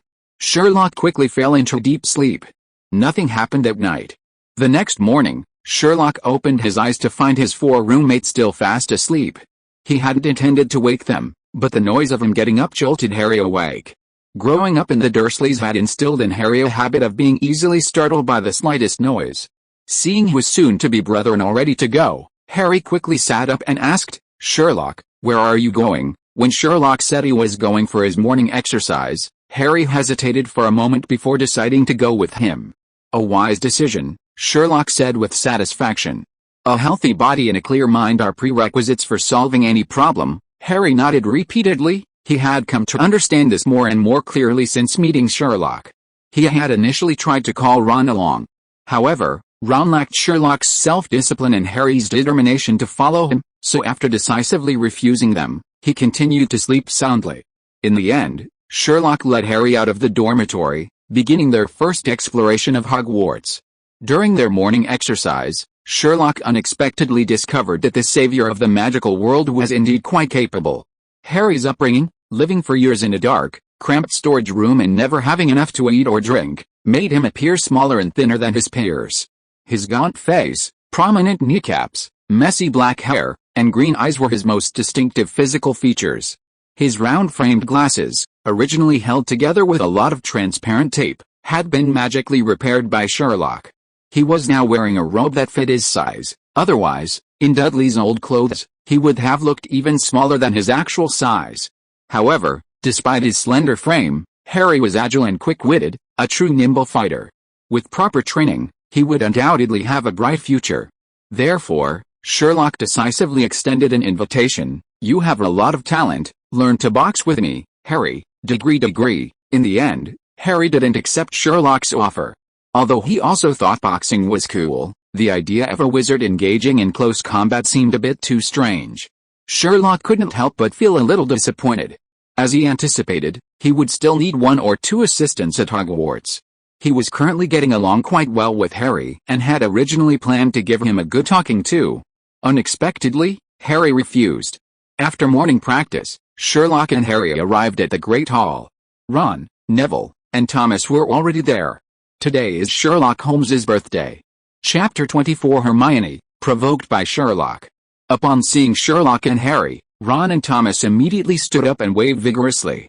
"Sherlock, Harry, over here." As the two approached, Ron proudly declared, "I saved you seats." "Thanks," Harry said to Ron, adding, "It would be better if you spoke a little quieter." Ron's flamboyance, coupled with Harry's name, made Sherlock and Harry the most eye-catching people in the room at that moment. "Over there, look." "Where?" "Over there. Next to that tall, hook-nosed boy." "You mean the one with the glasses?" "Yes. Did you see his face? Did you see his scar?" These whispers continued as Sherlock and Harry walked through the Great Hall to Ron. This made Harry extremely uncomfortable. Ron clearly noticed the situation and awkwardly touched his nose. "Sorry, it was all his fault for speaking too loudly." Breakfast under normal circumstances is certainly not as lavish as at the opening ceremony, but it's definitely not bad either, and most importantly, it's plentiful and filling. This is definitely a good thing for someone like Ron, who eats a lot, and for Harry, who has never had a proper meal at home. As for Sherlock, he's multitasking, focusing his attention on the Gryffindor freshman schedule while eating. Monday morning, History of Magic, afternoon, Herbology, Tuesday morning, Herbology, afternoon, Charms and Transfiguration, Wednesday morning, Defense Against the Dark Arts, afternoon, Herbology, evening, Astronomy, Thursday morning, Transfiguration, afternoon, Charms, Friday morning, Potions, 2 periods back-to-back, afternoon, Rest. There's also a note, once flying lessons begin, they will be added after Thursday afternoon's Charms. It's clear that the first-year curriculum is quite intensive, which is understandable, given the need to reshape the worldview of young wizards just entering the magical world. After breakfast, the group hurried to their classrooms. For Sherlock, the first week at Hogwarts School of Witchcraft and Wizardry was both fulfilling and interesting. Each course had its own unique characteristics. History of Magic was the only course taught by a ghost. As the saying goes, ghost lectures are full of tales. It was already a purely theoretical course, leaning towards rote memorization. Add to that Professor Binns's characteristically monotonous and tedious voice, and the course became even more boring. Almost all the students just scribbled down names and dates while half asleep. There were 2 exceptions. One was Hermione, who, on her very first day, already showed signs of being a top student. She listened attentively, took careful notes, and actively answered questions. Well, not really, because Professor Binns didn't ask any questions. The other was Sherlock. He was brimming with interest in the magical world. He had already read the entire textbook, and listening to this ghost professor was like someone who didn't want to read turning on an audiobook. But when a student asked a question, Professor Binns would still interact with him. Sherlock was one of those people. This made him the most conspicuous among the drowsy little lions. Even Hermione, who was also listening attentively, couldn't help but frequently cast curious glances at him. This person looks just like me. Compared to History of Magic, herbalism was much more interesting. The 3-times-a-week schedule was enough to show that it was a foundational course. The teacher of this course, Pomona Sprout, was a short, plump witch and also the headmistress of Hufflepuff House. The learning location was the greenhouse behind the castle, not indoors. As for the content, it was to teach freshmen how to cultivate these exotic plants and fungi and understand their uses. This time, in addition to Sherlock, Hermione was also an active student asking questions. Perhaps spurred on by Sherlock's performance in the history of magic class that morning, Hermione even lingered around Sprout after class. Unfortunately, she had to teach other classes, so these questions would have to be answered the next day. The next morning, Hermione was still an active student asking questions. Her continued excellent performance in both classes even earned Gryffindor 5 points, receiving a round of applause. But Sherlock was not as active as the day before. He simply followed Sprout's instructions step by step, without asking a single further question. Sherlock felt it was unnecessary. Having already reviewed the textbook and asked questions in the first class was enough for him to develop his own unique understanding of the subject. That was sufficient. From then on, Sherlock used the same approach with every course. Ask questions in the first class to grasp the direction and overall picture, then filter the questions. For courses less useful, he only needed to ensure he passed the exam, then he would focus his energy on courses that were more useful and interesting. Soon, such a course arrived: Charms. Hermione Granger, Sherlock Holmes, Harry Potter. The Charms professor was Professor Felix Flitwick, also the headmaster of Ravenclaw House. Professor Flitwick, being of goblin blood, was unusually small. Sherlock estimated him to be less than 4 feet tall, just over a meter. He had to stand on a stack of books to reach the lectern during class. The first class, as usual, involved roll call. While everyone else was fine, when Harry Potter's name was called, he screamed excitedly and collapsed to the ground, disappearing from sight. This once again demonstrated to Sherlock the devastating power of the name Harry Potter in the wizarding world. Even a figure like the headmaster of Hogwarts School of Witchcraft and Wizardry was not immune. It also proved once again that pairing up with Harry before the start of school was an absolutely correct choice. Even before school began, the 3 Malfoys from Slytherin volunteered to help. After school started, these students and teachers focused on Harry naturally didn't escape Sherlock's notice, greatly accelerating his understanding of the wizarding world. At the same time, Sherlock unexpectedly discovered Harry's potential as an assistant. This gradually led him to abandon the idea of using Harry as a tool and begin to see him as a potential friend. But that's a story for later. Professor Flitwick, with his strong self-regulation, quickly regained his composure and began teaching. The first lesson was similar to other courses, providing an overall overview of the subject. He also taught a basic spell, the Restoration Charm. It was the same spell Sherlock used on Harry's glasses on the Hogwarts Express. Chapter 25. You're just watching, I am observing. The Repairing Charm is a very practical spell, capable of restoring most damaged objects. Sherlock's performance in his first Charms class was the same as in his other classes, constantly asking Professor Flitwick questions. Like his other courses, his goal was to gain a comprehensive understanding of the subject. Unexpectedly, Professor Flitwick was very enthusiastic about the eager wizard, and Sherlock not only achieved his goal but also gained something extra. He learned a very useful new spell from Flitwick, the Warming Charm. As the name suggests, casting the spell warms the entire body, as if wearing a fleece-lined sweater. This was extremely useful for Sherlock, who was recovering from a serious illness and then encountering this damp and chilly weather. The others could only envy him. After all, very few students could master and apply the Repairing Charm in their first class. Besides Sherlock, only Hermione and a handful of others could do so. But even Hermione, wanting to dedicate the energy to learning a new spell, found herself lacking the time and energy. This made her secretly clench her little fists. Holmes, I won't lose to you. Tuesday afternoon's Charms class was followed immediately by Transfiguration, making the schedule somewhat tight, especially for the Gryffindor students. The main reason was Harry. Compared to their enthusiasm at breakfast in the Great Hall, the onlookers were even more enthusiastic. Students without classes lined up outside the classrooms, all standing on tiptoe, eager to catch a glimpse of the hero who had defeated the Dark Lord with a mere body of a baby. In the corridors, their behavior was even more exaggerated. They would walk to past Harry, then turn back and stare intently at him. If it weren't for the rudeness, they would have even tried to get closer to see what the lightning bolt-shaped scar on Harry's forehead looked like. Harry sincerely hoped they wouldn't do this, because the way to the classrooms was too difficult to navigate. First-year students not knowing the way was one thing, but Hogwarts itself was notoriously difficult to find. The paths here are constantly shifting. Some staircases lead to different places at different times, some steps disappear halfway up, forcing people to remember where to jump. Some doors aren't real doors at all, just solid walls that look like doors. Even the portraits of people constantly move between each other, making them impossible to use as reference points. Everything is in constant motion, so remembering where everything is incredibly difficult. The students' intense stares at Harry only exacerbated this difficulty. Sherlock, you're amazing. Led by Sherlock, Harry and Ron quickly navigated the unruly staircases, jumped over 2 disappearing steps, dodged the mischievous Peeves, and finally opened a door that didn't look like a door at all in the correct way.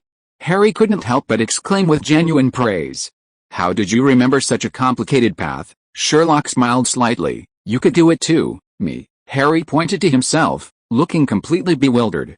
Yes, dear Harry, I've told you many times, what you see is no different from what I see, so what I can do, you can do too. That's impossible. Before Harry could answer, Ron interjected, as far as I know, no one in the entire house, no one in the entire school's first year remembers all the correct routes to the classrooms like you do.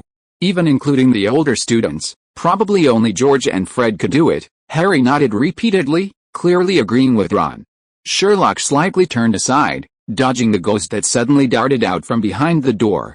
His nonchalant attitude left the ghost with deep disappointment.